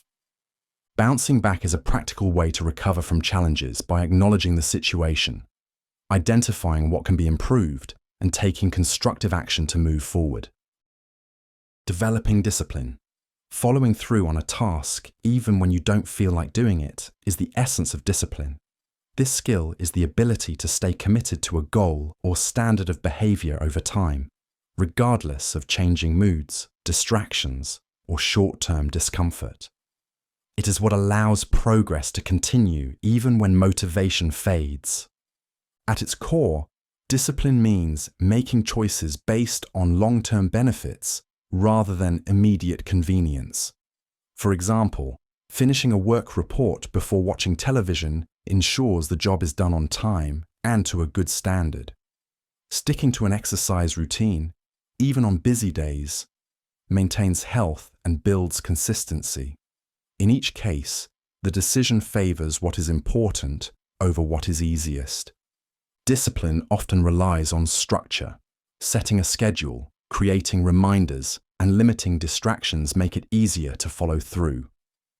A student preparing for exams might set aside the same hours each day for study, while someone trying to save money might automate transfers to a savings account so the habit happens without constant decision-making.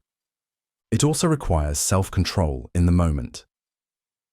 When faced with competing options, discipline is choosing the one that aligns with your goals, even if it is less comfortable. Over time, these repeated choices strengthen the habit of acting with purpose rather than impulse. Discipline is not about being rigid in every situation. It is about consistency in the actions that matter most. It can be applied to learning, health, work, relationships, and personal projects, creating steady progress and dependable results. Discipline is a practical skill for staying committed to important goals by making intentional choices and maintaining consistent effort over time. Being calm under pressure. Handling an urgent task without letting stress take over is the core of being calm under pressure. This skill is the ability to stay focused, think clearly, and act effectively in high-stakes or time-sensitive situations. It prevents mistakes that can happen when emotions override clear decision-making. At its simplest, staying calm under pressure starts with controlling your immediate reaction. When something unexpected happens, like a sudden technical issue during a presentation, taking a moment to breathe and assess the situation helps you avoid rash decisions. That pause allows you to gather information and choose a logical next step. Preparation also plays a key role. Familiarity with your tasks and possible challenges reduces the chance of feeling overwhelmed. For example, a nurse who has practiced emergency protocols is more likely to respond smoothly when a real emergency occurs. In everyday life, rehearsing how to handle common problems, like car trouble or last-minute schedule changes, can help keep stress levels manageable. Another part of this skill is managing your focus. Prioritizing the most important actions and addressing them one at a time prevents your attention from scattering. In a busy kitchen during dinner service, a chef might focus first on dishes that need to be served immediately before addressing less urgent tasks. Staying calm under pressure also benefits from building stress tolerance over time. Small challenges, like speaking in front of a small group before addressing a large audience, train you to handle bigger ones without panic. Being calm under pressure is a practical way to maintain clear thinking, make sound decisions, and carry out necessary actions effectively when the situation demands it most. Conflict resolution. Disagreeing with someone is a normal part of daily life, and conflict resolution is the skill of addressing those disagreements in a way that leads to a workable solution. It's about understanding the issue, communicating clearly, and finding common ground without letting the disagreement damage the relationship. At its core, conflict resolution starts with identifying the real problem. Two co-workers might argue over deadlines, but the underlying issue could be unclear responsibilities. Taking the time to separate surface complaints from root causes makes it easier to address what actually matters. Listening is a critical step. Letting the other person explain their perspective without interruption shows respect and can reveal information you didn't have. For example, in a household dispute over chores, hearing that someone's schedule has changed might explain why tasks have been missed. Once both perspectives are understood, the focus shifts to solutions. This might involve compromise, where each side gives up something, or collaboration, where a new approach meets both sets of needs. In a workplace, it could mean adjusting project timelines. In a family, It might mean reassigning responsibilities to match availability. Staying calm and respectful throughout the process helps keep the conversation productive. Avoiding blame and focusing on specific actions rather than personal traits reduces defensiveness and keeps attention on solving the problem. Follow-through is the final part. Agreeing on clear next steps and checking back to ensure they're working prevents the same conflict from resurfacing. Conflict resolution is a practical skill for turning disagreements into constructive outcomes by understanding the real issue, listening actively, and working toward solutions that meet the needs of everyone involved. Researching, looking up information that already exists, is the foundation of doing secondary research. This skill is about gathering and analyzing data, studies, or reports created by others to answer a question, support a decision, or understand a topic more deeply. It saves time and resources by using credible sources that have already done the primary data collection. At its core, secondary research begins with defining what you need to know. For example, if you are opening a small cafe, you might research market reports on coffee consumption, studies on customer preferences, and local business statistics. Instead of conducting your own surveys, you use published material to guide your decisions. Reliable sources are essential. These can include books, academic journals, government databases, industry reports, and reputable news outlets. Checking when the information was published and who produced it helps ensure it is accurate and up to date. For instance, a student writing about climate change would prioritize recent scientific studies from recognized institutions over outdated or unverified articles. Organizing your findings makes them more useful. Summarizing key points, noting where each piece of information came from, and grouping data by theme can make it easier to spot trends or gaps. This also helps when you need to reference your sources later. Secondary research is useful in many areas. Preparing for a presentation, comparing products before buying, or understanding regulations for a new business. It can also serve as a starting point before deciding whether primary research, such as interviews or surveys, is necessary. Doing secondary research is a practical way to gather insights and make informed decisions by using credible, existing information instead of starting from scratch. Spotting fake news. Seeing a headline that makes a bold claim should trigger a quick check of its credibility. Spotting fake news is the skill of identifying false or misleading information before accepting or sharing it.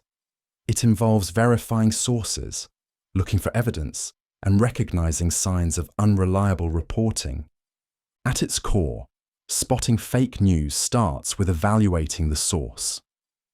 Credible news usually comes from established outlets that follow editorial standards and list their authors. Unknown websites, vague author details, or domains designed to mimic legitimate ones can be warning signs. For example, a health article from an official medical organization carries more weight than one from a blog with no cited expertise. Checking for supporting evidence is another key step. Reliable stories link to verifiable data, studies, or official statements. If a claim can't be traced back to a credible source, it's worth questioning.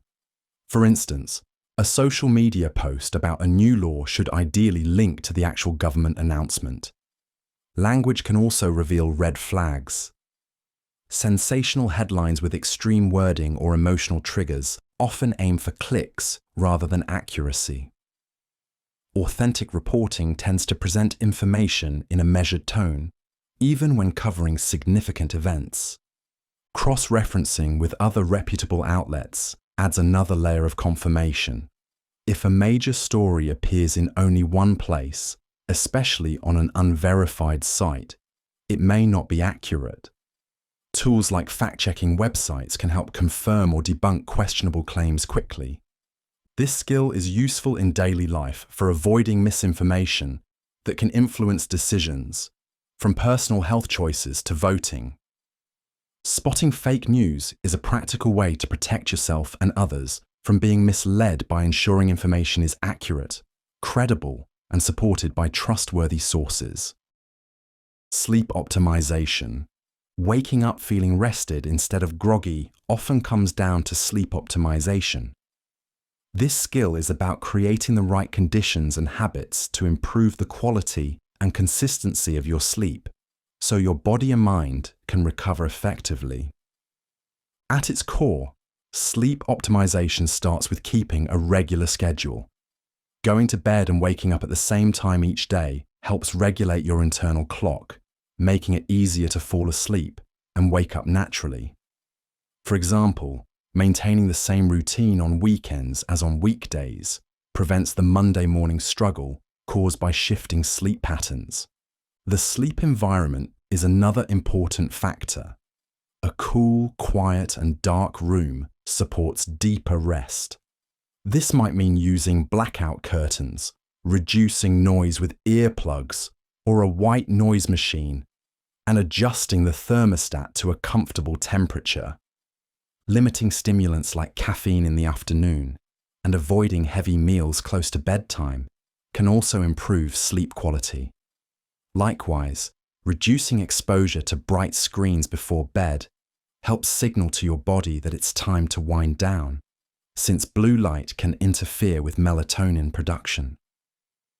Establishing a relaxing pre-sleep routine can make a big difference.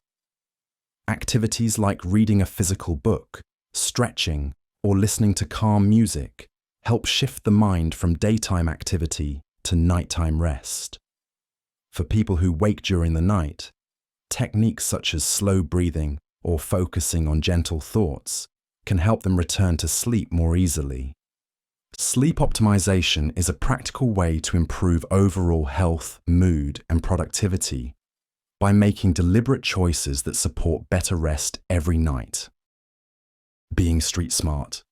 Noticing your surroundings and making quick, sensible decisions in public is the foundation of being street smart.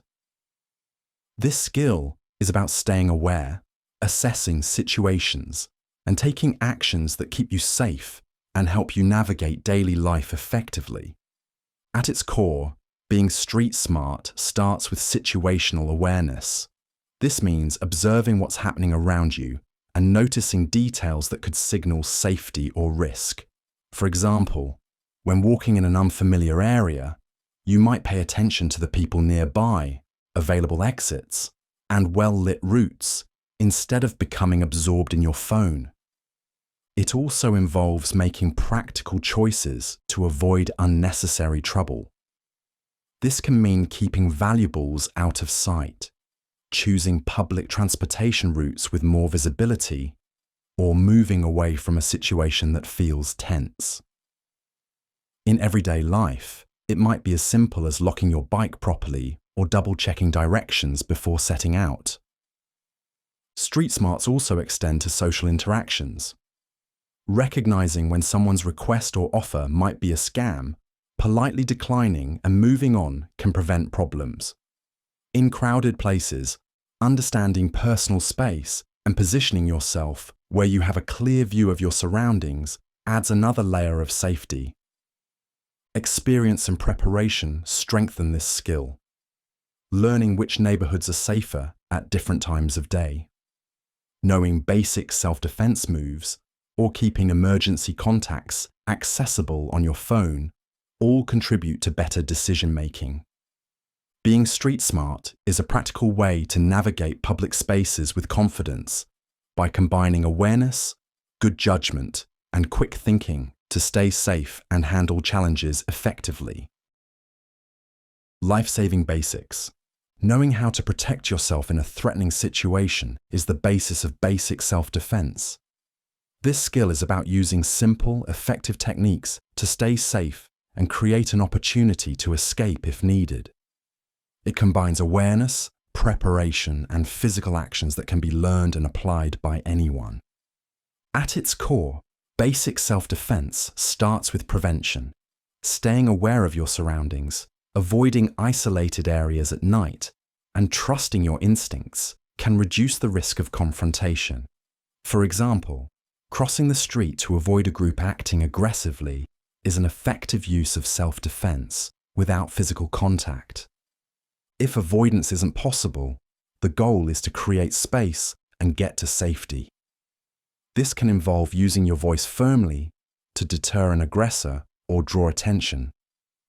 Simple physical techniques, such as breaking free from a wrist grab or using the heel of your palm to push an attacker away, are designed to be quick and require minimal strength. Training helps make these movements automatic under stress. Many community centers and martial arts schools offer self-defense classes that focus on practical moves rather than complex sequences. Even learning how to maintain a balanced stance or protect your head and body can make a difference. Basic self-defense also includes knowing what to do after an incident, finding a safe location, contacting authorities, and seeking help from others nearby. Keeping emergency numbers easily accessible and being familiar with local resources adds another layer of preparedness. Basic self-defense is a practical way to improve personal safety by combining awareness, confidence, and simple physical skills that can be used to avoid or escape dangerous situations. Basic cooking. Preparing a simple meal from raw ingredients is the foundation of basic cooking. This skill is about knowing how to handle food safely, combine ingredients, and use heat to make something nutritious and satisfying.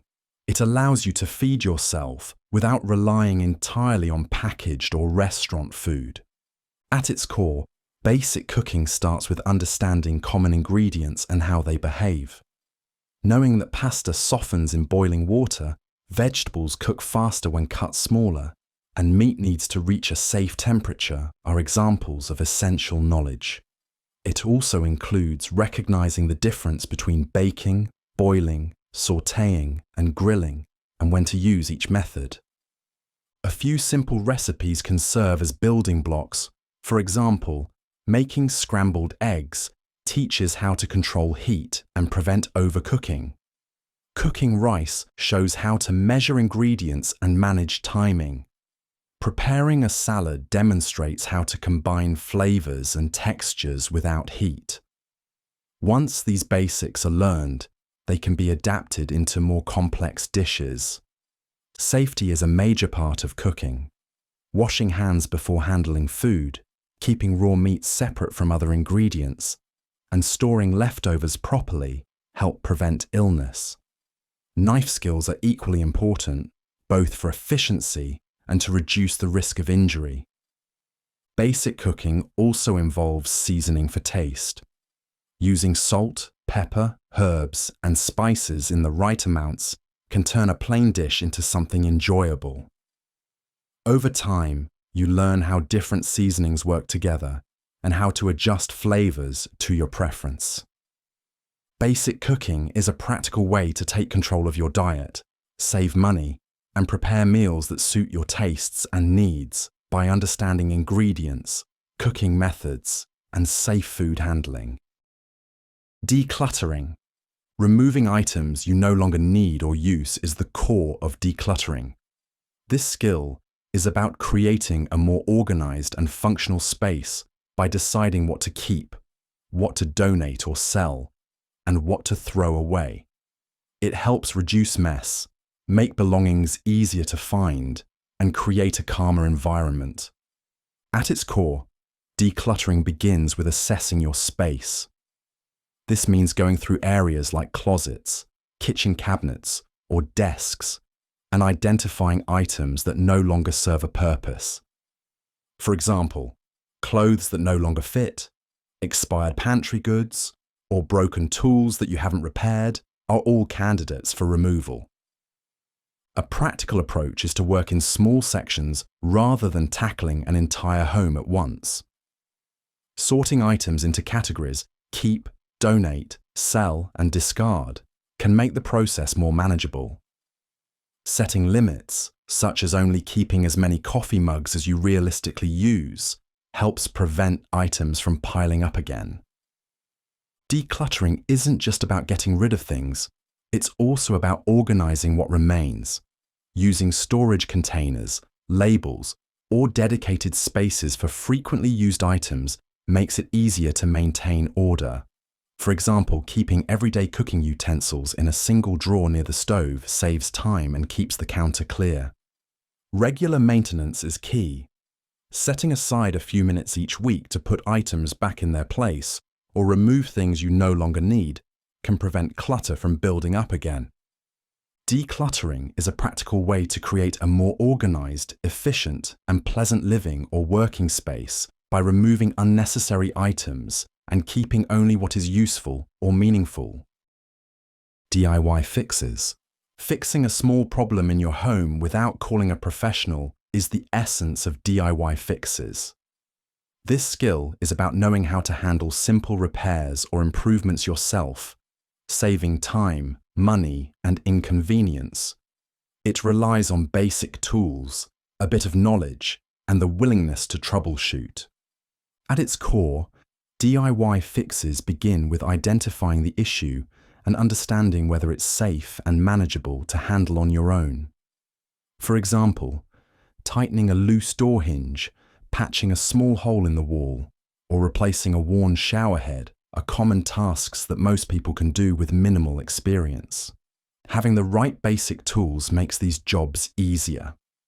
A simple toolkit with a screwdriver set, pliers, a hammer, a tape measure, and an adjustable wrench can cover many small household needs. For example, if a cabinet handle comes loose, the fix may be as simple as tightening a screw with the right screwdriver. Information is widely available for learning DIY skills.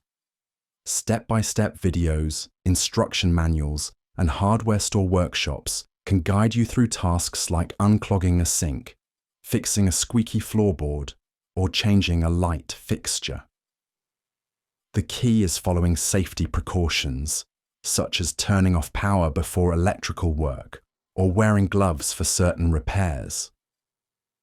DIY fixes also involve a mindset of problem-solving and patience. Sometimes, a task takes longer than expected or requires a second attempt. Each repair builds confidence and experience, making future fixes easier. DIY fixes are a practical way to maintain your home and handle small issues promptly by combining basic tools, accessible knowledge, and a willingness to learn. Road safety. Following the rules and using caution on roads is the foundation of road safety.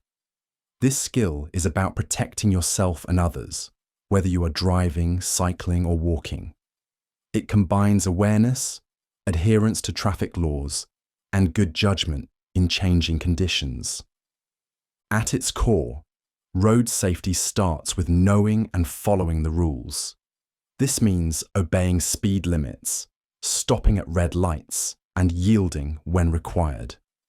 For example, slowing down in school zones helps protect children who may cross unexpectedly. Cyclists following lane markings and pedestrians using crosswalks reduce the risk of accidents. Awareness plays an equally important role. Scanning your surroundings, checking mirrors frequently, and anticipating the actions of others help you react in time. A driver noticing a ball rolling into the street may slow down, expecting a child to follow.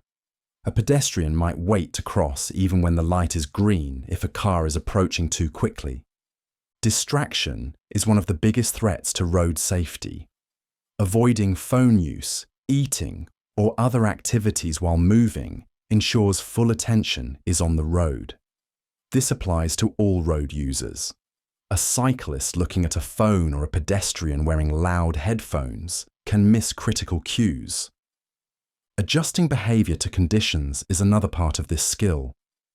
Slowing down in rain, using lights in fog, or keeping extra distance in heavy traffic can prevent accidents.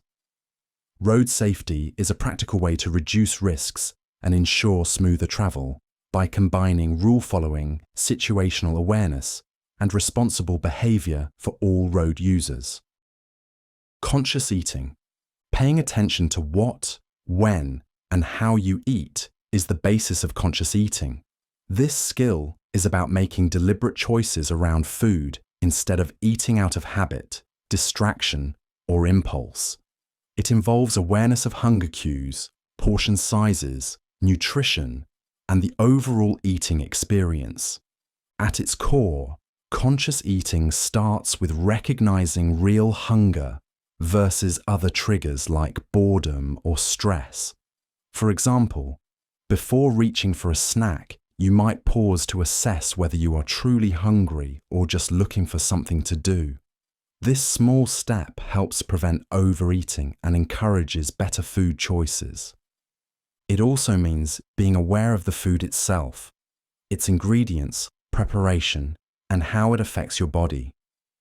Reading labels to understand sugar, salt, and fat content allows you to make informed decisions. Choosing balanced meals with vegetables, proteins, and whole grains can improve energy and overall health. Slowing down while eating is another part of the process. Taking time to chew thoroughly and notice flavors not only improves digestion, but also gives your body time to signal fullness. For instance, eating without distractions like TV or scrolling on a phone can make you more aware of how much you've eaten and whether you're satisfied. Planning meals in advance supports conscious eating by reducing last-minute, less healthy choices. Preparing snacks like cut fruit or nuts makes it easier to avoid processed alternatives when hunger strikes.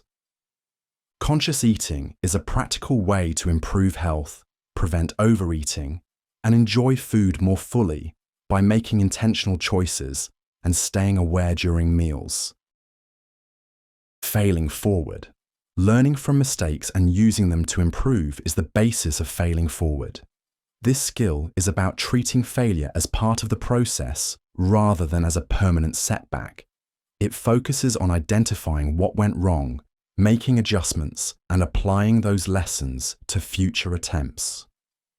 At its core, failing forward starts with shifting perspective. Instead of avoiding mistakes at all costs, you accept that they can provide valuable information. For example, if a project at work doesn't meet expectations, reviewing the timeline, communication, and resources can reveal exactly where the process broke down.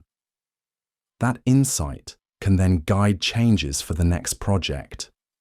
It also involves acting quickly after a failure.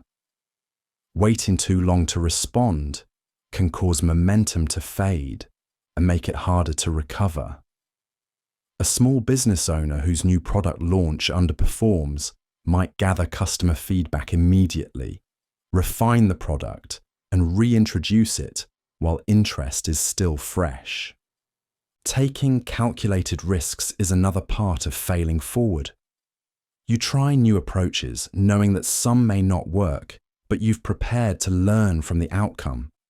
In sports, a player might attempt a new technique during practice, make mistakes, and then refine it until it becomes a reliable skill. Documenting what you learn from each setback helps avoid repeating the same errors. This could mean keeping a simple log of challenges faced, solutions tried, and results achieved. Over time, this record becomes a reference for better decision-making. Failing forward is a practical way to turn setbacks into progress by analysing mistakes, making adjustments, and applying what you've learned to achieve better results in the future. Asking right questions. Getting useful answers starts with asking the right questions.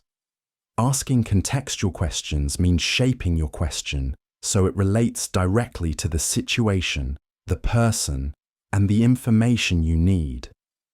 It's about making your question specific enough to get an answer that is practical and relevant, rather than vague or incomplete. At its core, a contextual question shows you understand what's already happening. Instead of asking a coworker, "How's the project?" you might ask, "How's the final report coming along for next week's presentation?" This small adjustment gives the other person a clear frame for their answer, making it easier for them to share the details that matter. This skill is useful in everyday conversations, meetings, customer service, and even casual settings. If someone mentions they just moved to a new city, asking, "What's been the biggest adjustment so far?" will likely lead to a richer and more personal response than a broad, "How do you like it there?" Asking contextual questions also shows attentiveness. It signals that you've been listening and that you value precise information. This often encourages others to be more open and detailed in their responses, which can lead to better decisions and stronger connections. Improving this skill involves paying attention to the background of the conversation, remembering relevant details, and linking your question to what has just been said. It's less about asking more questions and more about asking better ones. When you frame your questions with the right context, you create clearer communication and more productive exchanges in both personal and professional settings. Owning mistakes. Owning mistakes is the skill of acknowledging when you have done something wrong and taking responsibility for it without avoiding or shifting the blame. It is a direct way to maintain trust, repair relationships, and learn from situations that could otherwise repeat themselves. The process begins with recognizing that a mistake has happened. This might be as small as forgetting to reply to an important message, or as significant as missing a key deadline at work. In either case, the first step is to admit it clearly and without making excuses. For example, saying, "I forgot to send the report," is more effective than "I was busy and didn't have time."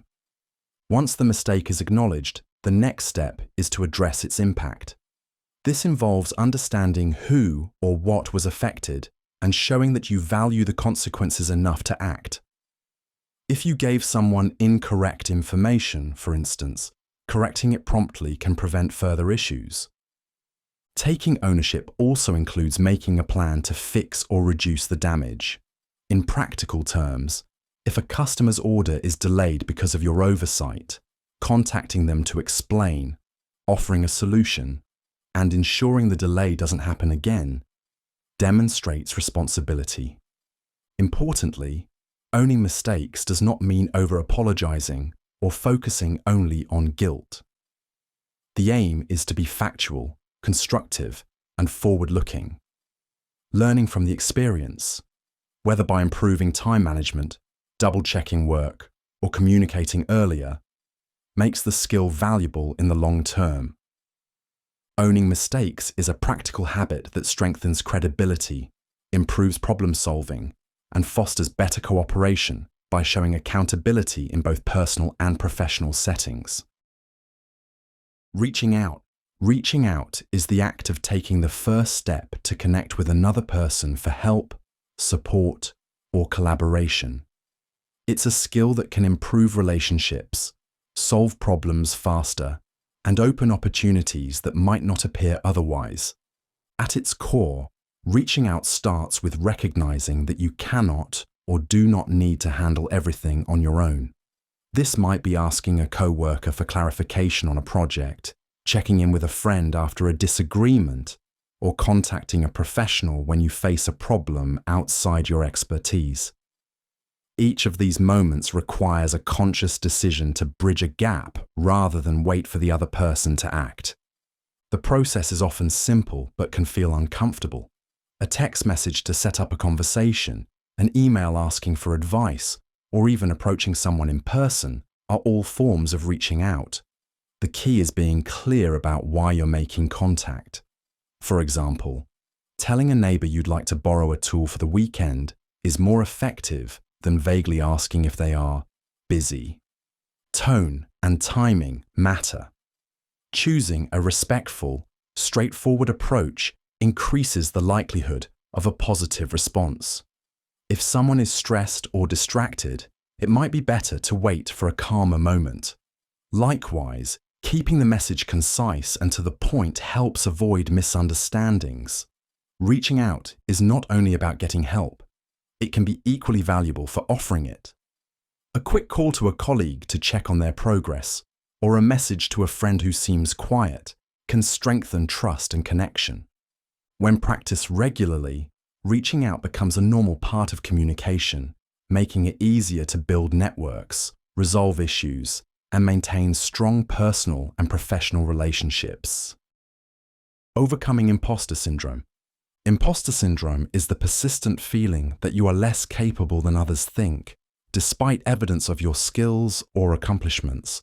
It can happen in workplaces, classrooms, or any setting where expectations are high, and it often leads people to doubt themselves, even when they are performing well. At its core, imposter syndrome is not about a lack of ability, but about a mismatch between how you see yourself and how others see you. Someone who gets a promotion might believe it was due to luck rather than competence. A student who receives top grades may still feel they do not truly understand the material. These thoughts create unnecessary stress and can prevent people from taking on new opportunities. Overcoming it begins with recognizing the signs. Common patterns include discounting praise, comparing yourself harshly to others, or assuming mistakes will reveal you as a fraud. Once identified, these thoughts can be challenged by focusing on facts rather than feelings. For example, reviewing completed projects, positive feedback, or past problem-solving successes provides concrete evidence of ability. Another practical step is to talk openly about these feelings with trusted peers or mentors.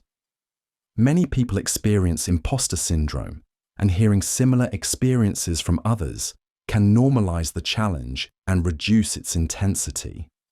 Setting realistic expectations for yourself also matters. Perfection is rarely necessary for success, and mistakes are part of growth. Small changes in behavior can reinforce a healthier mindset. Accepting compliments without deflection, documenting your achievements, and tracking progress over time help build a more accurate self-assessment. By consistently addressing the gap between perception and reality, imposter syndrome can be reduced, allowing you to focus energy on learning, improving, and contributing rather than on questioning whether you belong. Taming your inner critic. The inner critic is the internal voice that points out mistakes, doubts abilities, and questions decisions. For many people, it appears in everyday situations, like preparing for a presentation, trying something new, or reviewing past choices. While it can sometimes push you to prepare better, an overactive inner critic can lead to hesitation, stress, and missed opportunities. At its core, the inner critic is a mental habit formed from past experiences, feedback, and personal expectations. It often uses exaggerated language, turning small errors into signs of failure or assuming others will judge you harshly. Left unchecked, this voice can become the default filter for how you interpret your actions.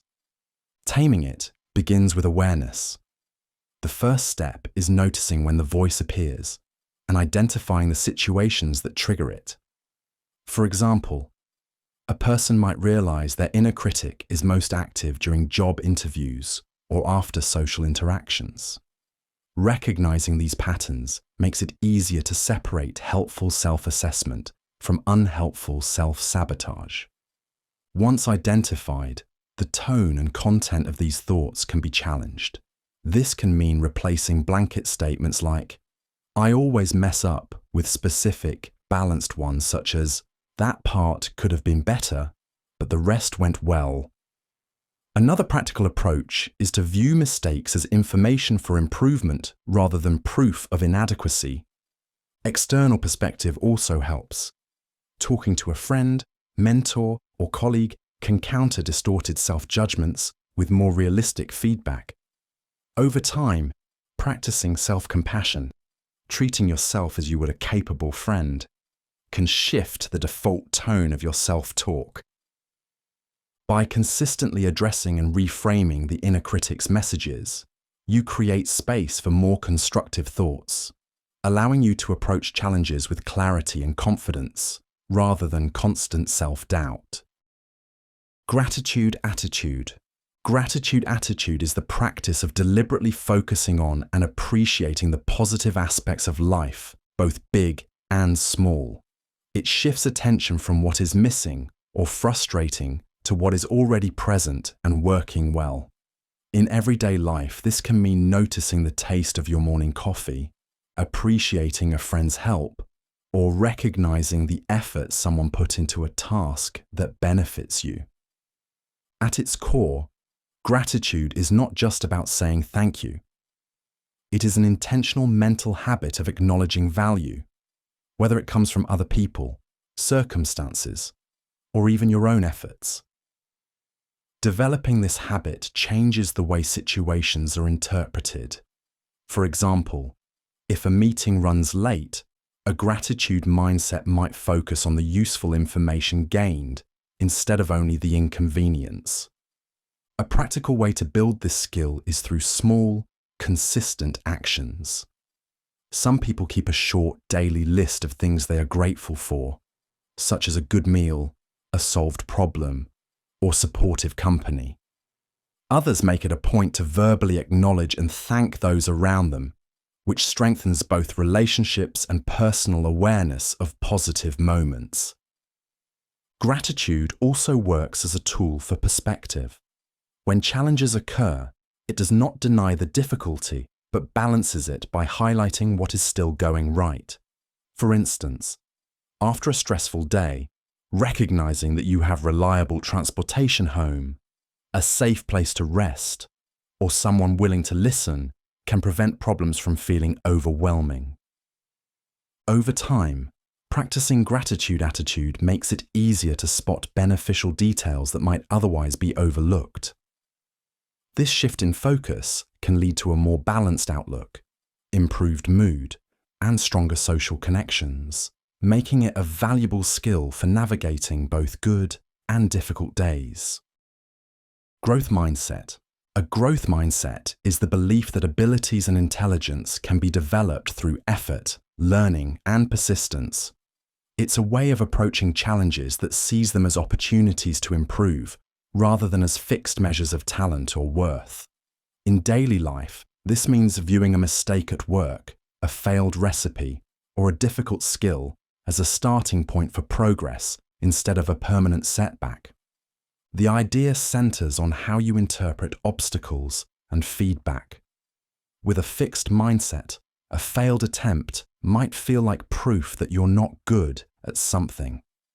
With a growth mindset, that same moment is treated as useful information, showing you what needs practice, adjustment, or a different approach.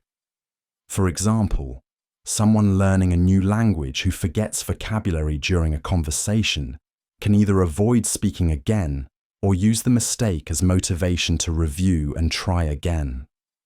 A practical way to build a growth mindset is to focus on the process rather than just the outcome. This includes breaking large goals into smaller, manageable steps and recognizing effort as a key part of progress. In sports, this might mean valuing consistent training and technique improvement as much as winning a match. In education, it can involve asking more questions, seeking feedback, and experimenting with different learning strategies. It also helps to reframe the word failure into attempt or experiment. This reduces the fear of making mistakes and encourages ongoing action. Over time, repeated cycles of trying, adjusting, and improving strengthen both skills and confidence. A growth mindset doesn't guarantee instant success, but it makes learning a continuous process. By seeing abilities as adaptable, it becomes easier to take on new challenges and build lasting competence in a wide range of areas. Embrace imperfection. Perfection is rarely possible in daily life, yet many people spend large amounts of time and energy chasing it. Embracing imperfection means accepting that flaws, mistakes, and incomplete outcomes are a normal part of any process. This doesn't mean lowering standards or ignoring quality, but recognizing that waiting for everything to be flawless often delays progress and creates unnecessary stress. In practice, embracing imperfection starts with understanding that most situations have variables you can't fully control. A home-cooked meal may not look like the recipe photo, but it can still be enjoyable and nourishing. A presentation at work might have a few awkward pauses, yet still deliver the message clearly. By focusing on what works and learning from what doesn't, you keep moving forward instead of getting stuck on minor details. This approach is valuable in both personal and professional settings. In creative work, for example, aiming for good enough to share often leads to more output and faster improvement than waiting to perfect every detail. In relationships, accepting that people, including yourself, will make mistakes helps reduce frustration and maintain healthier connections. A useful way to apply this skill is to set clear goals, but allow flexibility in how they're achieved. Instead of trying to meet an unrealistic ideal, measure success by progress and effort. Over time, this mindset builds resilience because you learn to adapt when plans don't go exactly as expected. Embracing imperfection is not about being careless. It is about understanding that imperfection is part of reality and using it as an opportunity for growth. By doing so, you free yourself to take more action, learn faster, and enjoy results without being held back by the unrealistic need for everything to be flawless. Art of planning. Planning is the process of deciding in advance what needs to be done, how to do it, and when to do it. It turns broad intentions into a clear sequence of steps, making it easier to stay organized and avoid last-minute pressure. Good planning doesn't just apply to large projects. It can make everyday life run more smoothly. At its core, planning begins with defining the goal. This could be something simple, like preparing for a grocery trip, or more complex, such as launching a work project. Once the goal is clear, the next step is breaking it into smaller tasks. For a grocery trip, that might mean checking what's already at home, making a list, and deciding the best time to shop. For a work project, it might involve assigning responsibilities, setting deadlines, and gathering necessary resources. A good plan also accounts for timing and priorities. Some tasks need to be completed before others can begin. For example, you can't paint a wall before it's cleaned and prepped. Placing tasks in a logical order helps avoid wasted effort and confusion.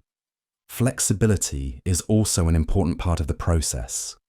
Even with a detailed plan, unexpected changes can happen. Having backup options or extra time built in allows you to adapt without losing momentum. Planning can be applied to daily routines, personal goals, or long-term projects. It helps conserve energy by reducing the need to constantly make decisions in the moment.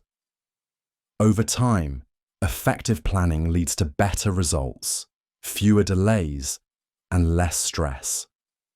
The art of planning is about combining clear goals, structured steps, and adaptability. It ensures that time and resources are used efficiently, making it easier to turn intentions into concrete, achievable outcomes. Time management. Time management is the ability to use your hours in a way that helps you meet your goals without feeling constantly rushed or overwhelmed. Every day, you face a fixed number of hours, and how you organize them determines how much you can accomplish and how stressed you feel doing it. The first step is knowing what tasks matter most. Without priorities, it's easy to spend too much time on low-impact activities while urgent or important work piles up. A simple method is to list tasks, then rank them by importance and deadlines. This makes it easier to decide where to start and what can wait. Breaking big tasks into smaller, specific steps also improves efficiency. For example, instead of blocking off work on project for 3 hours, you might schedule create outline, gather resources, and draft first section.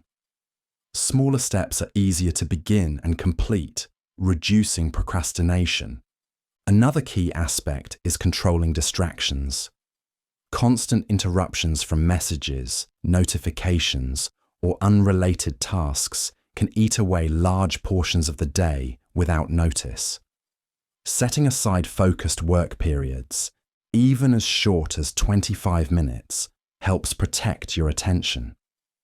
Time management also involves realistic planning. Many people underestimate how long a task will take, leading to overbooked schedules and missed deadlines. Tracking the actual time needed for recurring tasks allows for more accurate planning in the future. Finally, building in buffer time between tasks helps absorb delays and unexpected interruptions without derailing the whole day. Even a short gap can reduce stress and keep momentum steady. Good time management isn't about filling every moment with work. It's about making deliberate choices so your time is spent where it matters most. By prioritizing, breaking tasks down, minimizing distractions, and planning realistically, you gain more control over your day and your results. Work-life balance. Work-life balance is the ability to manage your job responsibilities and personal life in a way that neither is constantly competing for your attention. In daily life, this means being able to meet work deadlines while still having time and energy for family, hobbies, rest, and self-care. The starting point is recognizing that time and energy are limited resources. If work consistently demands more than its share, personal priorities often suffer. This can lead to stress, burnout, and reduced productivity over time. On the other hand, neglecting professional responsibilities can create financial strain or career setbacks. Achieving balance means making deliberate choices about how you allocate both time and mental energy. Practical steps include setting clear boundaries. For example, having a defined end to the workday and sticking to it helps prevent work from spilling into personal hours. This might mean not checking emails after a certain time or avoiding unnecessary overtime unless there's an urgent need. Another important factor is planning ahead. If you know a work project will require extra hours in 1 week, you can schedule personal activities before or after that period to avoid long stretches without downtime. Similarly, taking short breaks during the workday can help maintain focus and prevent fatigue, allowing you to be more present in your personal life afterward. Work-life balance also benefits from learning to say no when additional commitments would overwhelm your schedule. Being selective about tasks helps keep both work and personal life manageable. Maintaining a healthy balance isn't about splitting time evenly. It's about ensuring both areas receive enough attention to keep you effective, healthy, and satisfied. By setting boundaries, planning intentionally, and respecting your own limits, you create a sustainable rhythm that supports both your career and personal well-being. Social adaptation. Social adaptation is the ability to adjust your behavior, communication, and mindset to fit different social settings. In daily life, this can mean shifting how you speak in a work meeting compared to a casual conversation with friends, or learning the unspoken rules when joining a new group. At its core, social adaptation is about reading the environment and understanding the expectations of the people in it. This doesn't mean changing your personality, but rather choosing the most effective way to present yourself, so interactions run smoothly. For example, at a formal event, you might use more polite language and listen carefully before speaking. In a relaxed gathering, you might share personal stories and use humour more freely. A key part of this skill is observation. Paying attention to tone, body language, and pacing can help you adjust quickly. If a group is speaking rapidly and enthusiastically, matching that energy helps you blend in. If the conversation is slower and more thoughtful, a calmer approach works better. Social adaptation also involves respecting cultural and situational norms. This could mean being mindful of traditions when visiting someone from a different background, or following etiquette in professional settings. It's a balance between staying authentic and being considerate of others. Flexibility is another important element. Plans and moods can shift during any interaction, and being able to respond without frustration makes you easier to work with and be around. Over time, practicing this skill can improve relationships, expand social networks, and make transitions between different environments less stressful. By staying observant, flexible, and respectful, social adaptation allows you to navigate a variety of settings with confidence and ease, making both personal and professional interactions more successful. Charisma. It is the ability to draw people in through a combination of presence, communication, and warmth.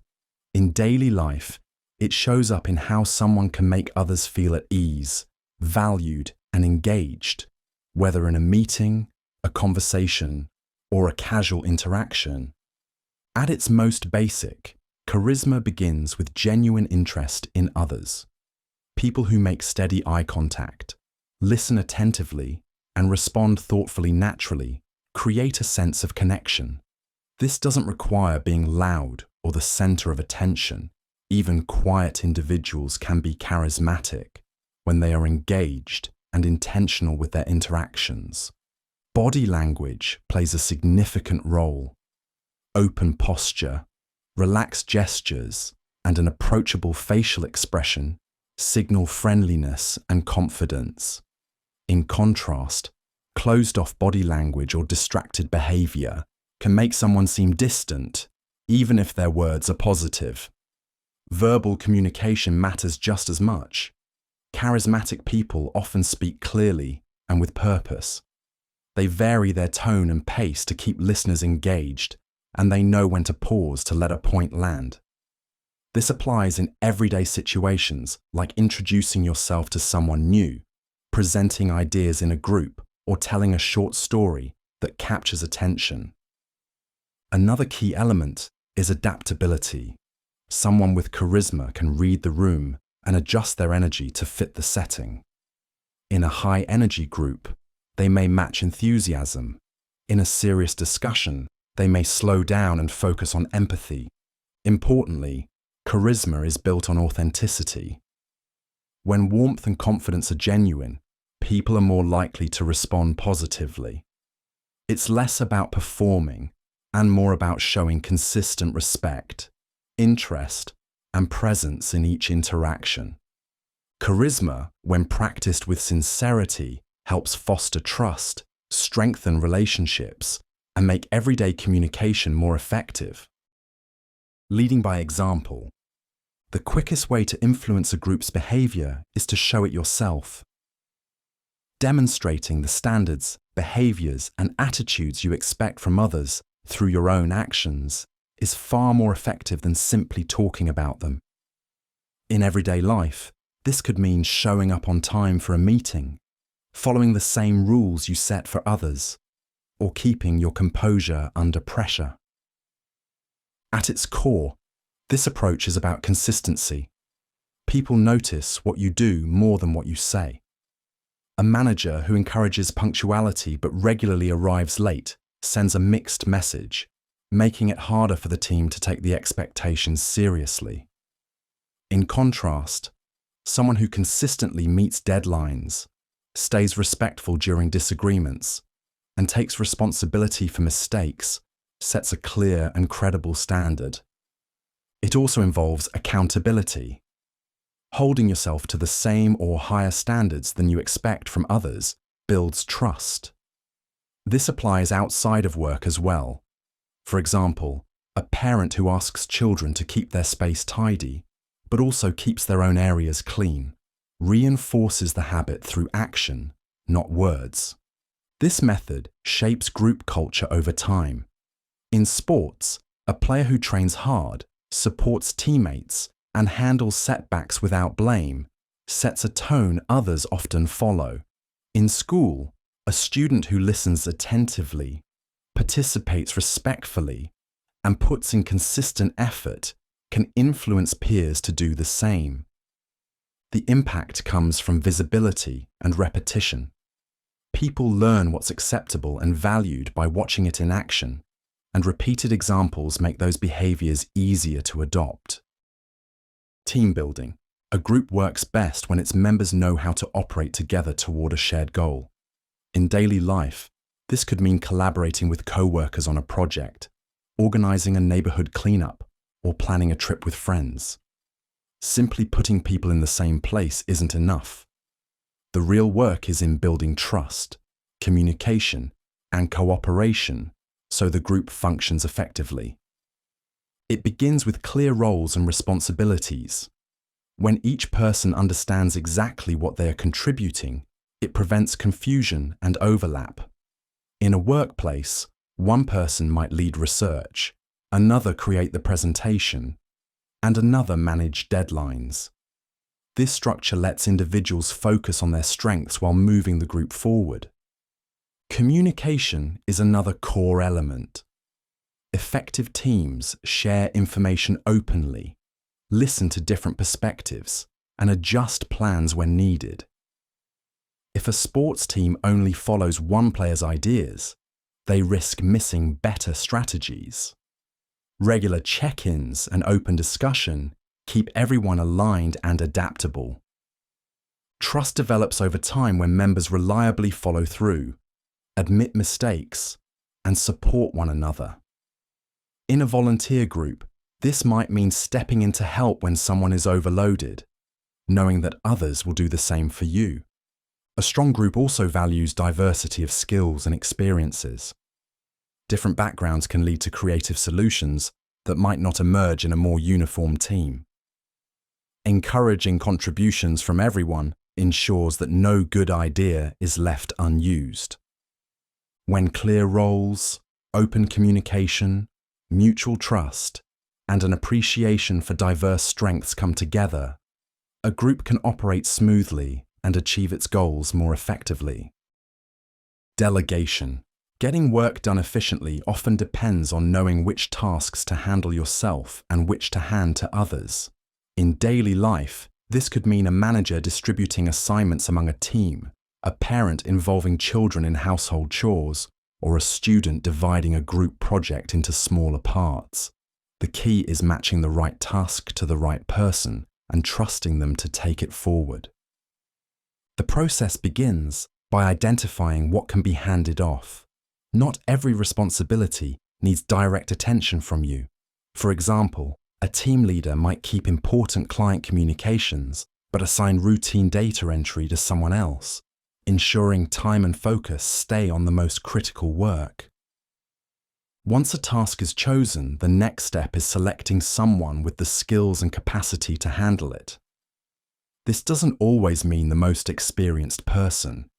Sometimes, giving a task to someone newer can help them build skills, provided they have enough guidance. Clear instructions are essential. Delegating without specifying the format, deadline, and important details risks confusion and extra corrections later. The more precise the handover, the smoother the outcome. Even after passing on a task, follow-up matters. Trusting others doesn't mean stepping away completely. Checking in periodically, answering questions, and providing feedback keeps the work on track without crossing into micromanagement. Done well, this approach isn't about avoiding responsibility. It's a way to use everyone's time and strengths effectively, build skills within the group, and move larger goals forward with less wasted effort. Learning to learn. Being able to pick up new skills or knowledge quickly often comes down to understanding how you learn best. It's less about mastering one subject and more about knowing how to approach any subject with methods that work for you. The starting point is self-awareness. People absorb information in different ways, some by reading, others by listening, observing, or hands-on practice. For example, someone might follow a recipe more successfully by cooking alongside another person instead of just reading instructions. Recognizing those preferences makes it easier to apply the same approach to other skills. Breaking information into smaller, manageable steps is another useful habit. Instead of tackling an entire manual in one sitting, focusing on one section at a time makes it easier to understand. When learning new software, for instance, starting with basic navigation before moving to advanced tools helps avoid feeling overwhelmed. Active involvement with the material improves retention. Taking notes, practicing, and explaining the concept to someone else all help reinforce understanding. A student preparing for an exam may benefit more from self-quizzing than from simply rereading notes. Feedback is equally important. Input from teachers, mentors, or peers can reveal gaps you didn't notice and suggest better methods.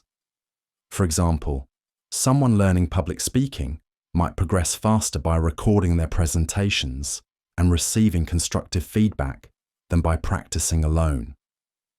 Adjusting your strategy when one method isn't effective is a final piece of the process. Switching resources, changing the environment, or trying new practice techniques can make a big difference in results. Mastering this approach makes it easier to adapt to any learning challenge and continue building new skills in both personal and professional life. Delayed gratification. Choosing to wait for something better instead of taking what's available right now is a skill that shapes many daily decisions. It can be as simple as saving money rather than spending it immediately, or sticking with a workout routine instead of skipping it for short-term comfort. At its core, this is about managing impulses. It means recognizing that the quick satisfaction of giving in to a desire may not be as valuable as the benefits that come from holding off. For example, eating a whole cake now may bring momentary enjoyment, but having a small slice and saving the rest supports better health and a more lasting sense of satisfaction. Clear goals make waiting easier. When you know what you want in the future, it's simpler to make present-day choices that support that outcome. A student preparing for an exam may spend evenings studying instead of relaxing, understanding that the effort now can lead to better grades and more opportunities later. Practical strategies can help strengthen this ability. Putting money in an account you can't easily access, or rewarding yourself only after reaching certain milestones, creates structures that make follow-through more likely when willpower feels low. The advantages go beyond one decision. Over time, consistently choosing the long-term benefit builds patience, resilience, and better judgment. It shifts focus from instant gratification toward meaningful progress. Being able to wait for a greater reward increases the chances that daily actions will align with long-term goals, leading to results that have lasting value. Smart risk-taking. Making decisions in uncertain situations is part of everyday life, but doing it well means finding the balance between courage and caution. It's not about avoiding all risks, but about selecting the ones worth taking through preparation and clear reasoning. This approach starts with understanding both the potential benefits and the possible downsides. It involves gathering information, assessing your own abilities, and predicting likely outcomes. Applying for a new job, starting a business, or moving to a different city all carry risks, but with research into costs, stability, and available support, those risks can be managed. Financial choices highlight this difference clearly. Putting all your savings into one untested idea can be reckless, while spreading investments across stable and growth-oriented options reduces the chance of a major loss. The same principle applies outside of money. Before committing to a big change, it's worth having a backup plan or alternate route if things don't go as expected. Confidence plays a role, but it should be grounded in evidence, not impulse. Testing an idea on a smaller scale before committing fully, then adjusting based on results, can turn uncertainty into a calculated step forward. Over time, making these kinds of choices builds both resilience and opportunity. It encourages taking action without falling into unnecessary mistakes, ensuring that progress is intentional and aligned with long-term goals. Anxiety management is the ability to recognize feelings of stress or worry and take steps to keep them from interfering with daily life. It's not about eliminating anxiety completely, but about keeping it at a manageable level so you can think clearly and act effectively. The first step is understanding what triggers anxiety. This can be a tight deadline at work, an upcoming social event, or even reading an overwhelming news headline. Once you identify what sets it off, it becomes easier to plan a response. For example, if public speaking makes you anxious, preparing your notes well in advance and practicing in smaller settings can help reduce the pressure. Practical techniques often involve both physical and mental adjustments. On the physical side, slowing your breathing, stretching, or taking a short walk can help the body's stress response calm down.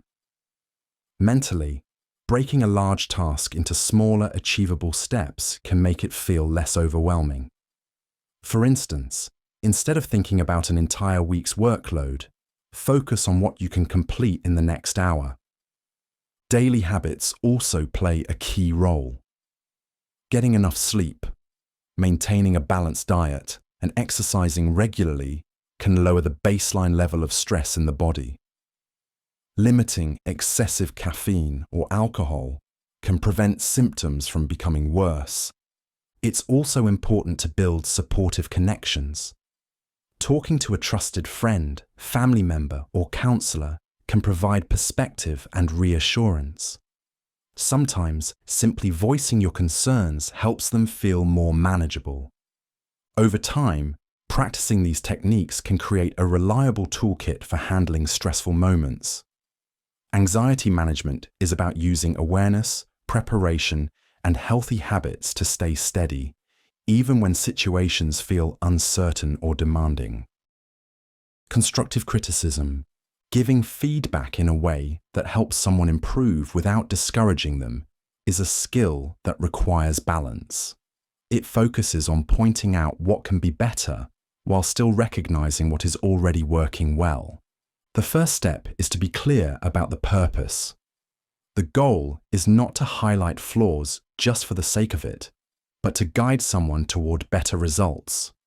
For example, if a colleague submits a report with valuable data but a confusing layout, effective feedback might begin by acknowledging the strengths, such as the thorough research, before suggesting ways to make the presentation easier to follow. Timing and delivery matter. Offering feedback when a person is distracted, stressed, or in front of others can make them defensive. A better approach is to speak in a calm, private setting where the conversation can stay focused on solutions. Using specific examples also makes the advice more practical. Instead of saying, "This doesn't look good," a more helpful comment would be, "The headings could be larger, so the sections are easier to navigate." Tone plays a big role. Keeping it respectful and neutral helps maintain focus on the work, not the person. Adding suggestions for improvement shows you are invested in their progress. For instance, If someone's presentation feels too rushed, you might say, "Your points are strong," but slowing down in the middle section would help the audience keep up. Receiving feedback well is just as important. Listening without interrupting, asking clarifying questions, and applying the advice can turn it into a powerful learning tool.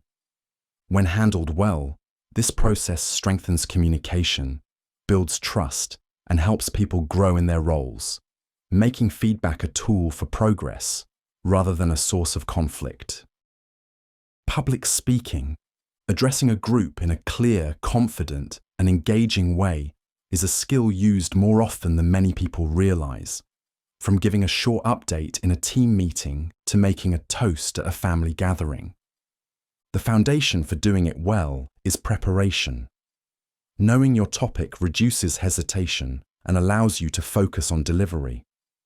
This means organizing ideas in a logical order, deciding on key points, and practicing enough to speak naturally rather than reading word for word.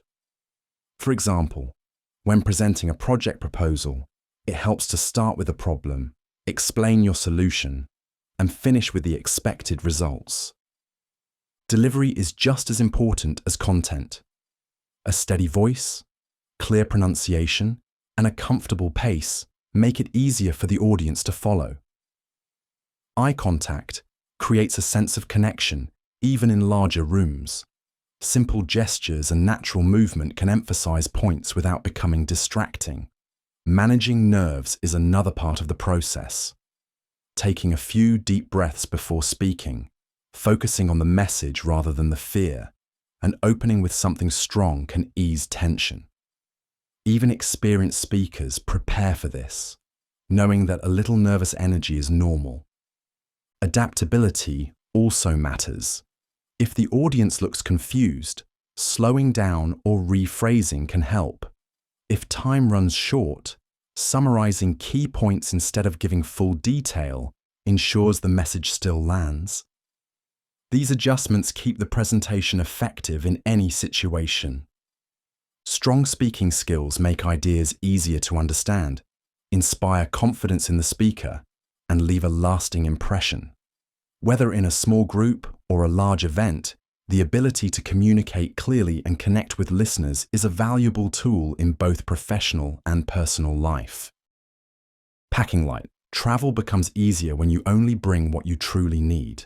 Packing light is about selecting items carefully so that everything fits into a smaller, more manageable bag without sacrificing the essentials. It reduces the weight you carry, makes moving around simpler, and lowers the chances of losing belongings. The process starts with choosing the right bag. A compact suitcase or backpack naturally limits what you can bring and encourages efficiency. From there, the goal is to focus on versatile items, clothing that can be worn in different combinations, shoes that work for multiple occasions, and toiletries in travel-size containers help reduce bulk while still covering all situations. One useful approach is to lay out everything you think you'll need, then remove items that are rarely used or can be replaced at your destination. For example, instead of packing a separate outfit for every day of a week-long trip, a small selection of mix and match clothes can work just as well. Rolling clothes instead of folding them can save space and keep them wrinkle-free. Electronics and accessories should also be chosen with purpose. A single device that serves multiple functions, such as a smartphone or tablet, can replace carrying separate items like a camera, e-reader, and GPS. Cables, chargers, and adapters should be organized so they're easy to find and don't take up unnecessary space. Packing light isn't only for long-distance travel. It's useful for day trips, commuting, or any situation where carrying less makes the experience more comfortable. The ability to move quickly, avoid heavy lifting, and keep track of belongings is valuable whether you're navigating an airport or walking through a crowded city. Learning to pack light helps you travel with greater flexibility, avoid unnecessary stress, and make the most of the space you have. Language fluency. Being fluent in a language means being able to communicate smoothly without having to stop and think about every word. It allows you to express ideas clearly, understand others with ease, and follow conversations in real time. This skill can be developed in your native language, as well as in any additional languages you choose to learn. Fluency goes beyond knowing vocabulary and grammar. It involves understanding how the language is actually used in daily life, including tone, common expressions, and cultural context. For example, learning the phrase, "How are you?" in another language is simple, but knowing when and how people really use it in conversation is part of fluency. Building fluency starts with regular exposure. Listening to native speakers through conversations, videos, or audio helps you recognize the natural rhythm and pronunciation. Speaking regularly, even in short exchanges, strengthens your ability to respond without hesitation. Reading and writing also support fluency by expanding vocabulary and reinforcing sentence structures. Consistency matters more than intensity. Practicing a little each day can be more effective than studying for long hours once in a while. Everyday activities provide opportunities to improve, such as ordering food, asking for directions, or following instructions in the target language. Mistakes are part of the process and often lead to faster learning when corrected. Technology offers many tools to support fluency, from language learning apps and online tutors to subtitles that match spoken words. Immersion, whether through travel or interacting with native speakers in your community, accelerates progress by forcing you to use the language in real situations. Language fluency is a practical skill that improves communication, builds confidence, and opens the door to more meaningful connections with people from different backgrounds. Networking. Building and maintaining connections with people who can share information, advice, and opportunities is a skill that benefits almost every area of life. It isn't limited to formal events or professional settings. It can happen in everyday conversations, social gatherings, or online interactions. At its core, this skill is about relationships. The aim is to create a mutual exchange where both sides benefit, whether through knowledge sharing, collaboration, or referrals. For example, someone looking for a new job might reconnect with a former coworker who then introduces them to a hiring manager. That connection becomes possible because of the trust built over time. Success starts with being approachable and showing genuine interest in others. Asking thoughtful questions, listening actively, and remembering details about people's interests or work builds rapport. Small actions, like following up after a meeting or sending a relevant article to someone, keep the relationship alive beyond the initial contact. Diversity plays an important role. Limiting interactions to people in the same field can narrow opportunities. Expanding connections to include individuals from different industries, cultures, or skill sets often leads to fresh ideas and unexpected collaborations.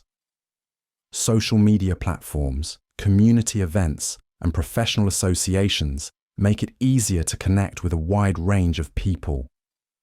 Consistency is key. Relationships grow stronger when they are nurtured regularly, not only when there is a need. Checking in occasionally, offering help, and celebrating others' achievements reinforce trust and goodwill. Strong connections are built on authenticity, not self-promotion. People are more likely to help someone who has shown reliability, respect, and a willingness to contribute.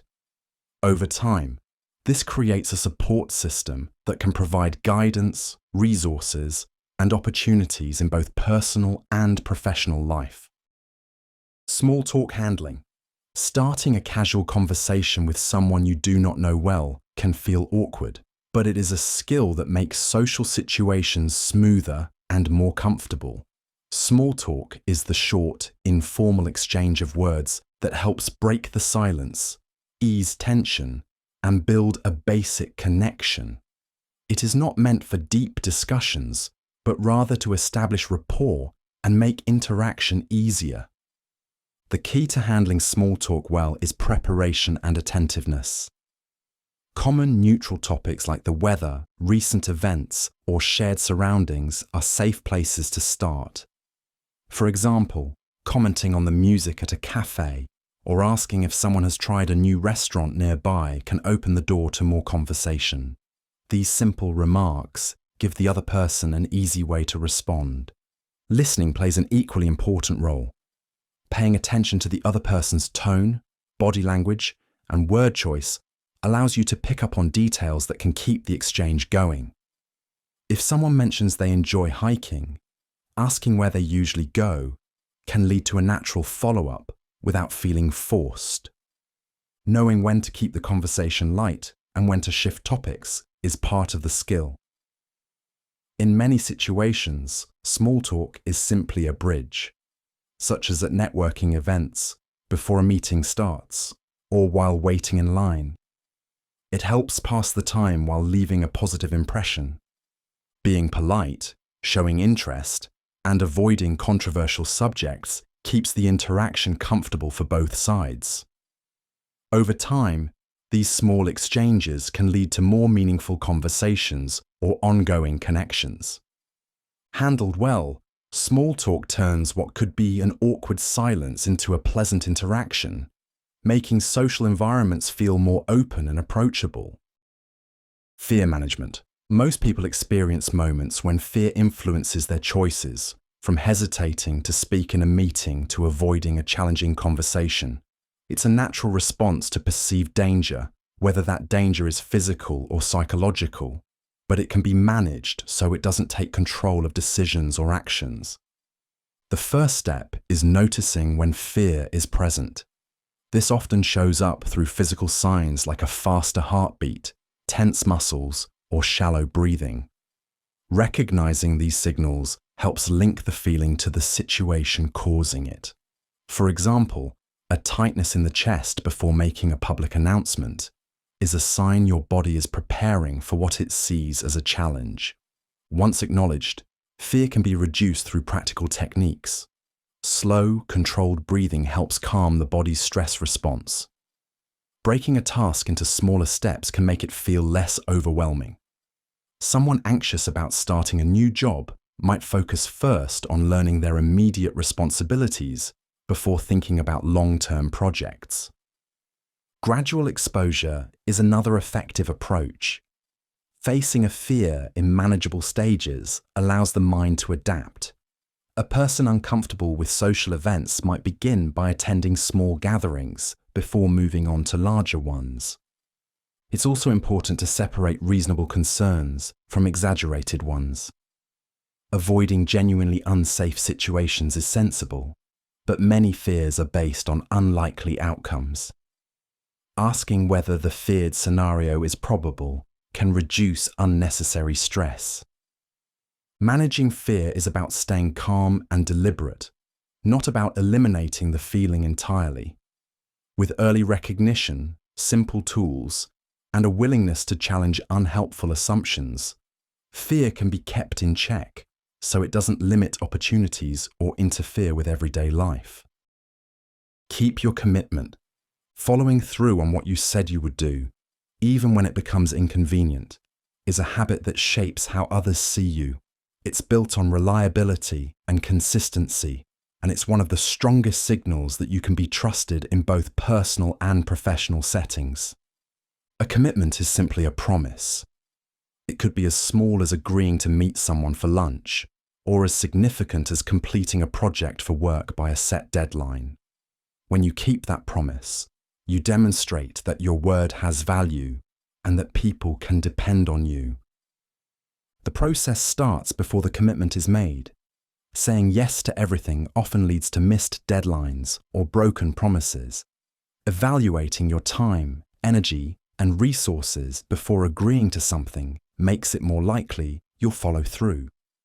Agreeing to help a neighbour move only matters if you can realistically be there for the hours they need you. Once a promise is made, it takes planning to honour it. Breaking a large task into smaller steps, setting time aside in advance, and anticipating potential obstacles all help. If you've committed to delivering a report, working on it regularly and checking progress early prevents last-minute problems.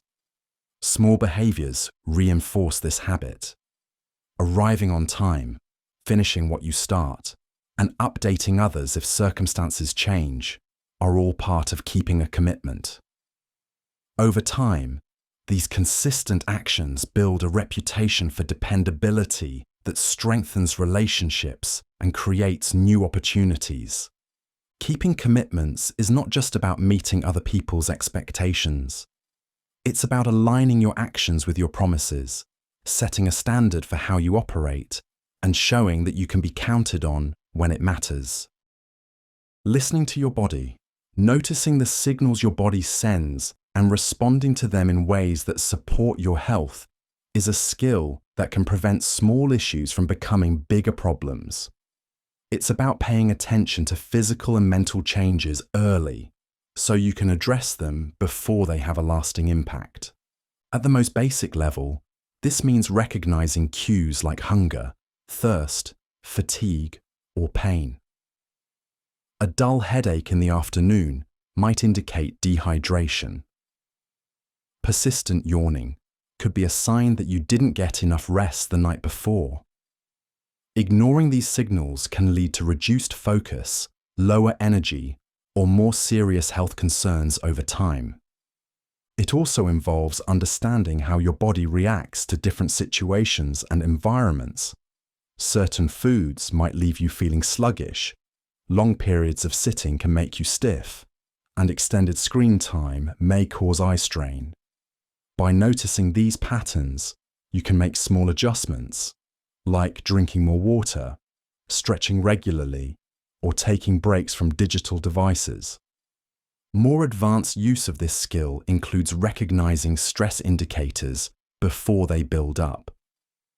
A racing heartbeat, tense muscles, or shallow breathing are often early warning signs. Addressing them quickly through deep breathing, short walks, or adjusting your workload can help restore balance. Awareness is only the first step. Acting on what you notice is what makes the skill effective. Consistent responses over time give you a clearer understanding of what your body needs to function at its best. By paying attention to these signals and responding appropriately, you maintain steady energy, reduce unnecessary strain, and support long-term well-being. Dressing sense. Choosing clothing that is appropriate, comfortable, and suited to the situation is a practical skill that goes beyond following fashion trends. It's about making selections that match the occasion, the environment, and your personal style. At the most basic level, it begins with understanding context. What you wear to a job interview will usually differ from what you choose for a weekend barbecue. Formal settings tend to call for more structured, neutral-toned outfits, while casual settings allow for greater comfort and relaxed styles. Knowing these distinctions helps you blend in naturally, without attracting the wrong kind of attention. Fit plays a major role as well. Clothes that are too tight or too loose can feel uncomfortable and appear unpolished. A well-fitted shirt in a meeting, for instance, often creates a better impression than one that hangs unevenly or strains at the buttons.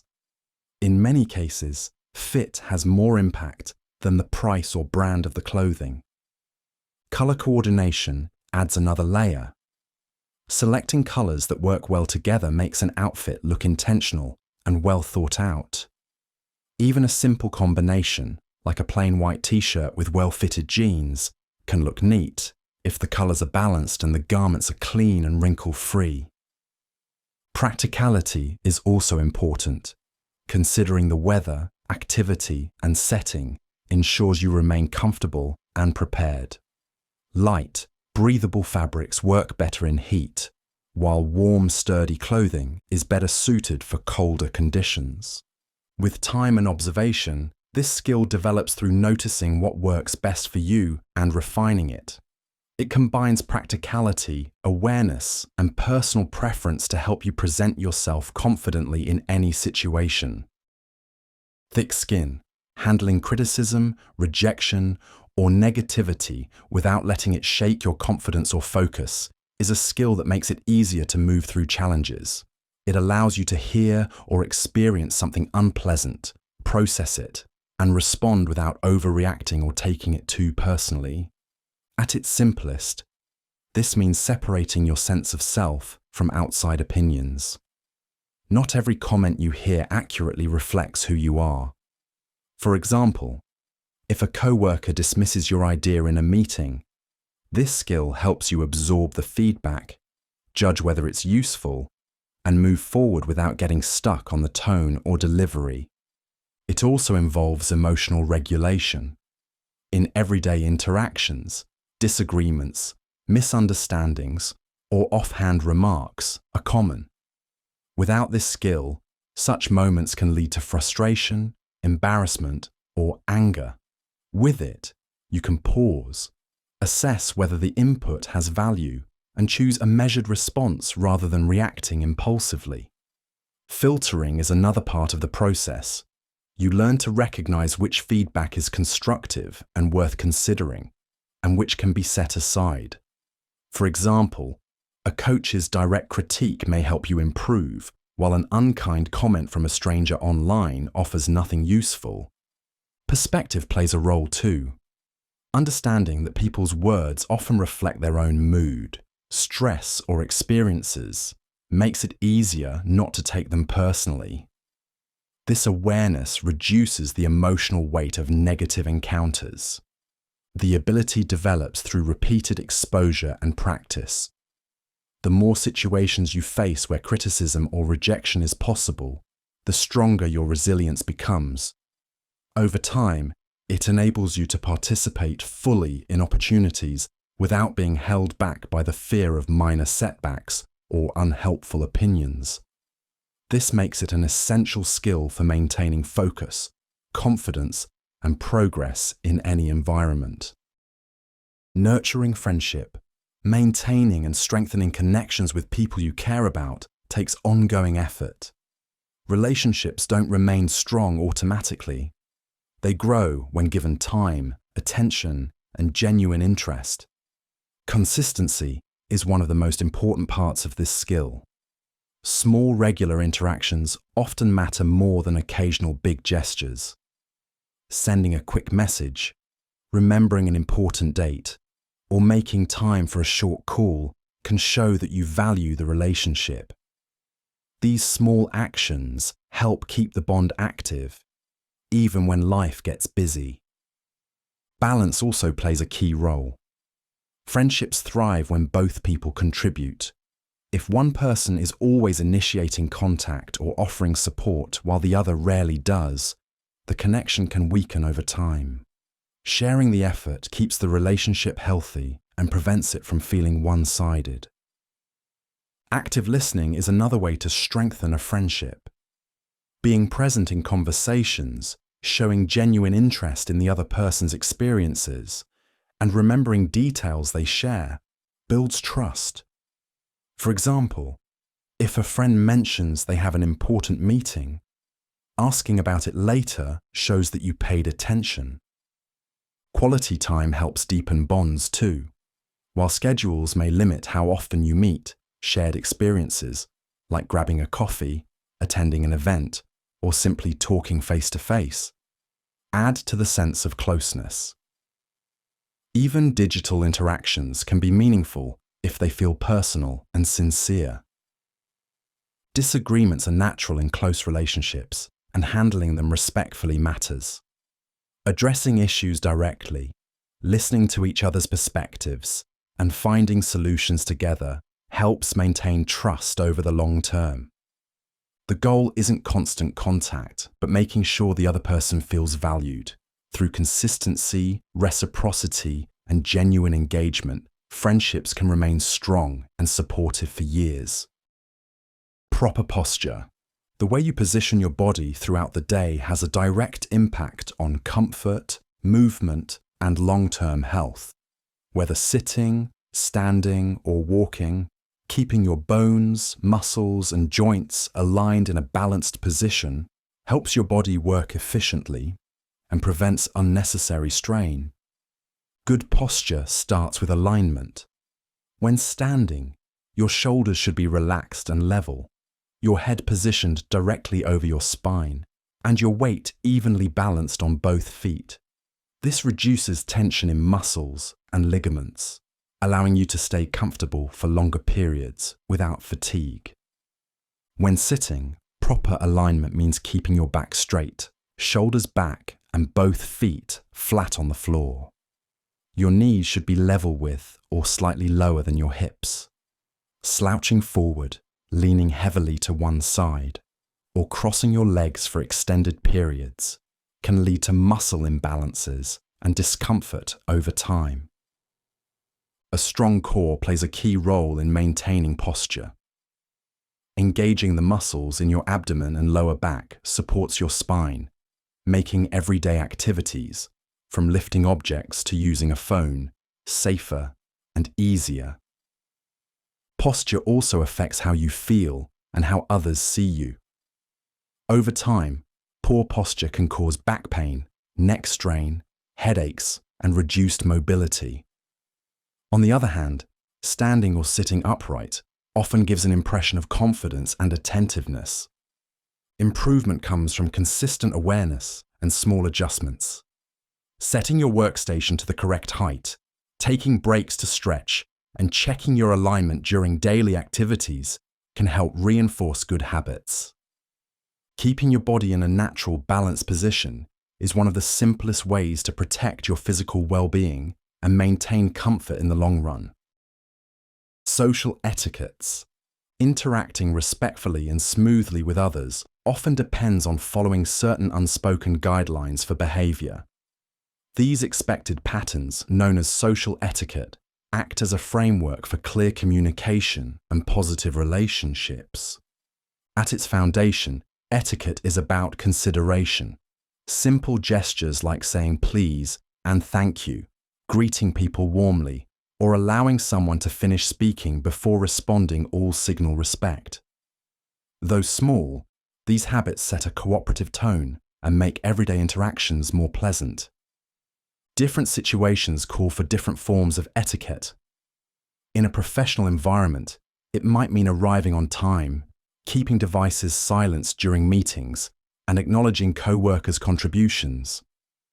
At a dinner table, it could involve using utensils appropriately, chewing with your mouth closed, and waiting until everyone is served before eating.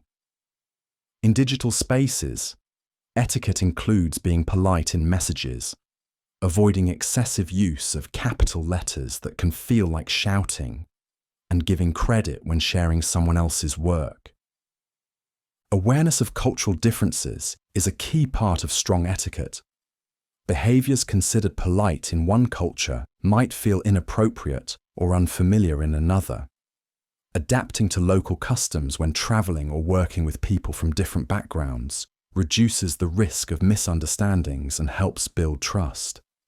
Good etiquette isn't about being rigid or overly formal. It's about making choices that keep interactions smooth, respectful, and comfortable for everyone involved. Most people develop these skills over time through observation, practice, and sensitivity to context. By understanding and applying social etiquette, you create an atmosphere where communication flows more easily, relationships strengthen, and unnecessary conflicts are avoided. Remembering names. Recalling someone's name in conversation is a small gesture that carries a big impact. It personalizes the interaction, signals respect, and helps build trust in both social and professional settings. The process begins with attention at the moment of introduction. Many people forget names almost immediately because they're focused on what they'll say next rather than listening closely. Giving your full focus, making eye contact, and repeating the name right away can anchor it in your memory. Association is another powerful aid. Linking a name to a distinct feature, image, or familiar concept makes it easier to retrieve later. For example, meeting someone named Rose might prompt you to think of the flower. In group situations, using the name naturally a few times during the conversation, without overdoing it, helps reinforce it. Writing the name down soon afterward, whether in a phone contact or a quick note, further strengthens recall. In professional contexts, reviewing names before meetings or networking events can make introductions smoother and follow-ups more natural. It's also worth checking pronunciation early if there's any uncertainty. Not only does this help you remember the name accurately, but it also shows that you value getting it right, which leaves a positive impression. Remembering names doesn't require a perfect memory. With small, consistent habits, focused listening, simple associations, gentle repetition, and quick recording, you can make remembering names a reliable skill that enhances how you connect with others. Handling rejection. Not every opportunity will go your way, and learning to respond well when that happens is a valuable skill. Whether it's a job you didn't get, an idea that wasn't accepted, or a personal request that was turned down, your reaction can shape what comes next. Responding constructively keeps disappointment from turning into discouragement and helps you focus on future possibilities. A good starting point is to separate the outcome from your sense of worth. Often, the reasons behind a refusal have more to do with timing, specific needs, or external factors than with your abilities. For example, a hiring manager may choose someone with a slightly different background, or a project proposal may be set aside due to budget changes. It's also helpful to acknowledge the letdown without getting stuck in it.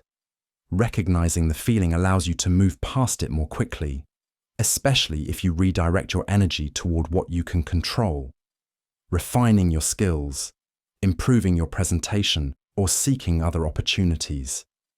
When possible, asking for constructive feedback can provide direction. Understanding why a decision was made gives you clear points for improvement, whether that's adjusting your approach or building on your strengths. Over time, this mindset builds resilience. Instead of seeing a closed door as the end of the path, you learn to treat it as a temporary detour, making it easier to try again with confidence. Cultural awareness. Understanding and respecting the values, customs, and behaviors of people from different backgrounds can change the way you connect in everyday life. Whether you're working with an international team, traveling abroad, or meeting neighbors with different traditions, this skill helps prevent misunderstandings and builds trust. It starts with recognizing that your own habits and perspectives are not the only valid ones. Something as simple as a greeting, the amount of eye contact you make, or how you express agreement can mean very different things depending on the culture. In some places, a firm handshake is standard. In others, a bow or nod is more appropriate. Building this awareness often comes from observing and listening first, paying attention to how people interact, asking respectful questions, and noting the context can reveal unspoken social norms. In a professional setting, it might mean adjusting your communication style. Some cultures value direct feedback, while others prefer a more indirect approach. Exposure helps too. Reading about different traditions, trying foods from other regions, learning a few words in another language, or attending cultural events can all make it easier to understand where someone is coming from. These experiences also make it more natural to adapt your own behavior in a way that shows openness and respect. Part of the process is noticing and challenging your own assumptions. Everyone has biases shaped by their upbringing, but being aware of them makes it easier to interpret situations accurately and respond without judgment. By approaching differences with curiosity rather than resistance, you create smoother interactions, stronger collaborations, and a more inclusive environment, turning diversity into an opportunity for connection rather than a barrier. Being frugal. Making careful, deliberate choices with your money ensures that each expense brings real value. This isn't about avoiding spending altogether, but about using resources in a way that meets your needs without unnecessary waste. It begins with knowing the difference between needs and wants. Needs are essentials like food, housing, and basic clothing, while wants are the extras that bring comfort or enjoyment but aren't required. Choosing to cook at home instead of relying on frequent takeout, for example, can save a noticeable amount over time without sacrificing quality of life. A thoughtful approach also means comparing options before making a purchase. This could involve looking for sales, using discounts, or checking second-hand stores before buying new. Frugality isn't simply about spending less. It's about balancing cost and quality. Sometimes, paying more for a durable item that lasts years is better value than buying a cheaper alternative that needs frequent replacement. Practical habits that reduce waste are also part of the picture. Repairing items instead of replacing them, repurposing containers, or making use of leftovers can lead to significant savings over time. Even small actions, like turning off unused lights, combining errands to save fuel, or cancelling unused subscriptions, keep costs in check. The goal isn't to strip away enjoyment, but to direct money toward what truly matters while avoiding expenses that don't add lasting value. Over time, these mindful decisions can make a meaningful difference in both financial stability and overall satisfaction. Knowing when to quit. The ability to recognize when continuing with an effort, plan, or commitment is no longer productive or beneficial requires balancing persistence with practicality. While determination is often praised, there are moments when stepping back is the smarter, more efficient choice. This judgment begins with weighing the costs and benefits of staying the course versus moving on. In professional settings, it might mean halting a project that's consuming resources without delivering meaningful progress, rather than pressing forward simply because time and energy have already been invested. In personal life, it could be letting go of a pursuit that no longer brings enjoyment, freeing time for more rewarding activities. A key part of this skill is distinguishing between temporary challenges and long-term dead ends. Early frustration in learning something new is normal and not necessarily a reason to quit. But if sustained, focused effort yields little improvement and the outcome no longer justifies the investment, then stepping away becomes a logical option. Clear benchmarks make these decisions easier. Setting measurable goals and timeframes before starting allows for objective reassessment, preventing choices driven solely by emotion in the moment.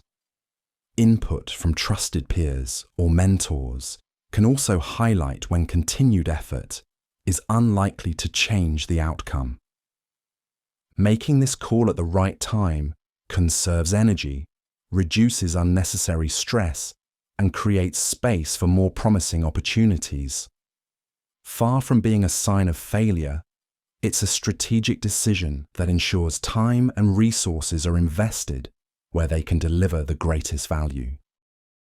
Staying humble, maintaining a grounded perspective, no matter how much success or recognition you achieve, means valuing your abilities while remembering there's always more to learn. It's not about minimizing your accomplishments or pretending you're less capable. It's about balancing self-confidence with the understanding that you're part of a larger whole. In professional settings, this might look like accepting credit when it's deserved, but also acknowledging the teamwork, mentorship, or circumstances that played a role. In daily life, it can mean listening fully to someone's viewpoint, even when you're confident in your own. These actions signal respect for others and help keep your own perspective in check. Humility is often expressed in small moments.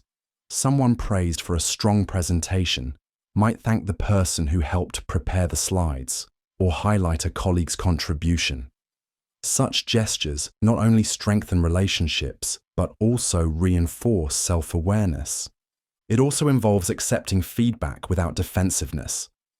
Seeing constructive criticism as a chance to improve rather than a threat allows you to adapt, grow, and respond to challenges more effectively. This approach doesn't mean a lack of ambition or confidence. Instead, it's about celebrating wins without elevating yourself above others and accepting mistakes without letting them define you. Over time, this mindset fosters respect, supports continuous learning, and helps ensure that success rests on a foundation of cooperation and perspective rather than ego.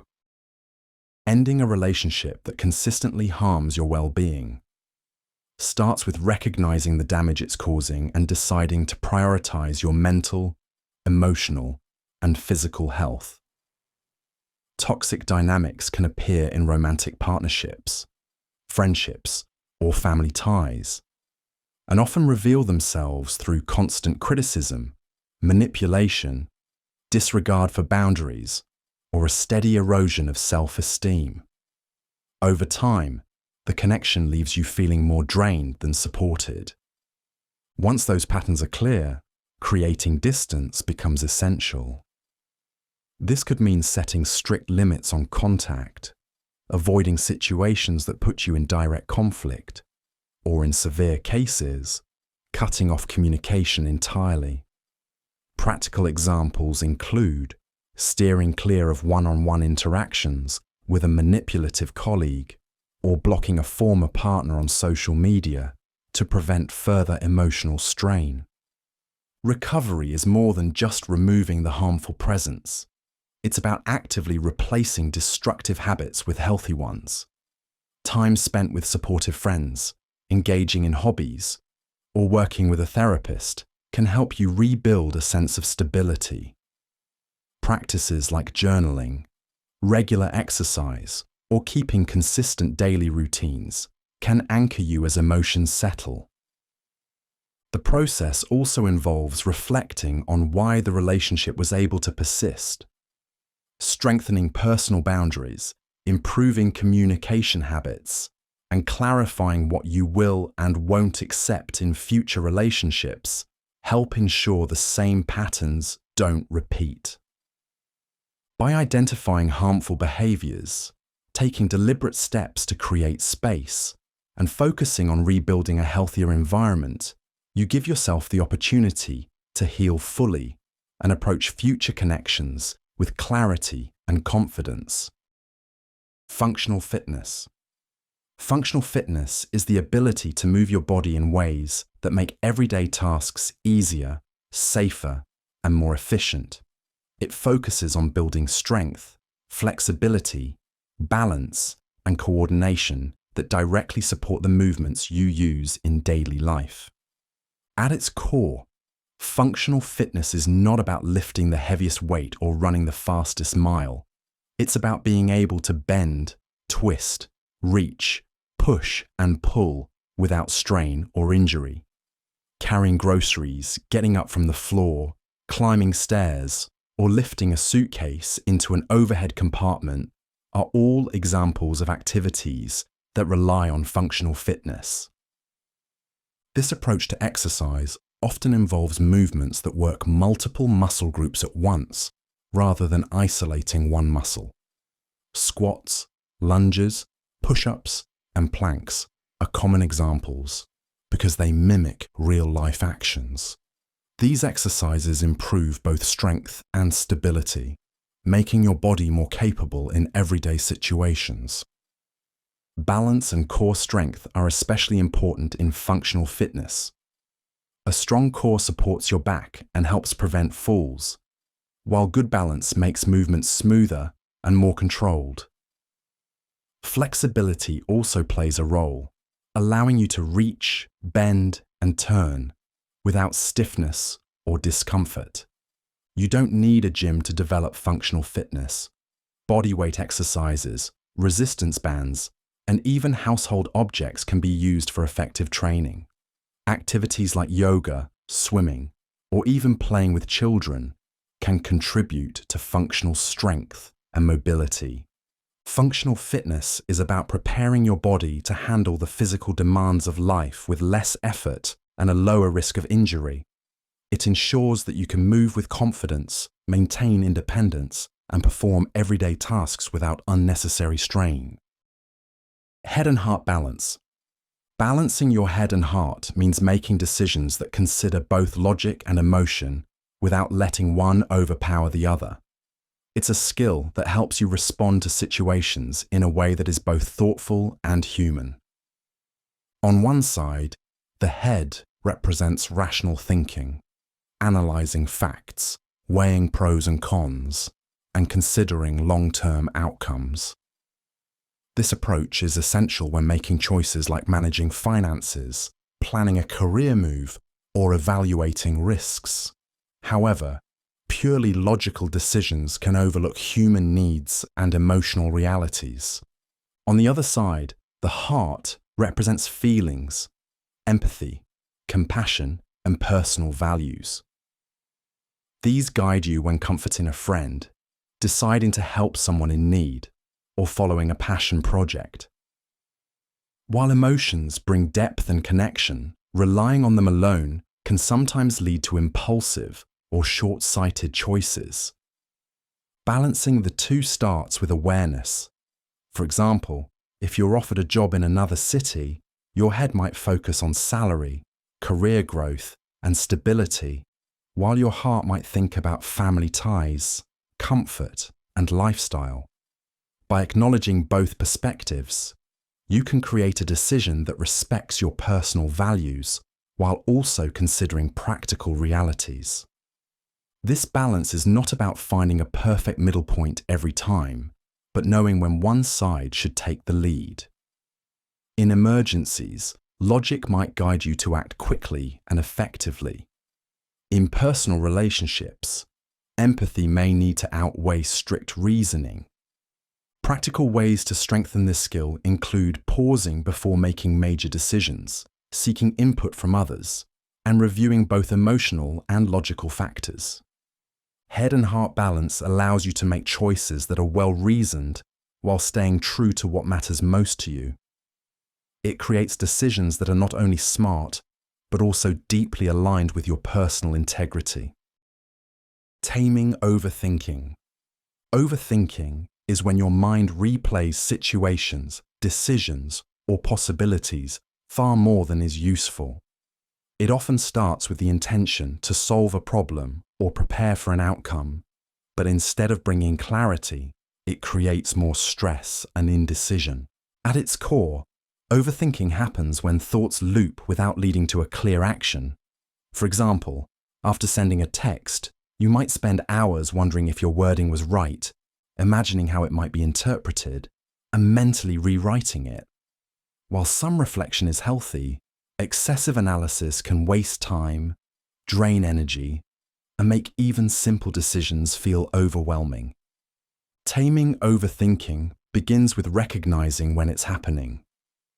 Signs include repeatedly going over the same details, feeling stuck on what-if scenarios, or delaying action because you're trying to predict every possible outcome.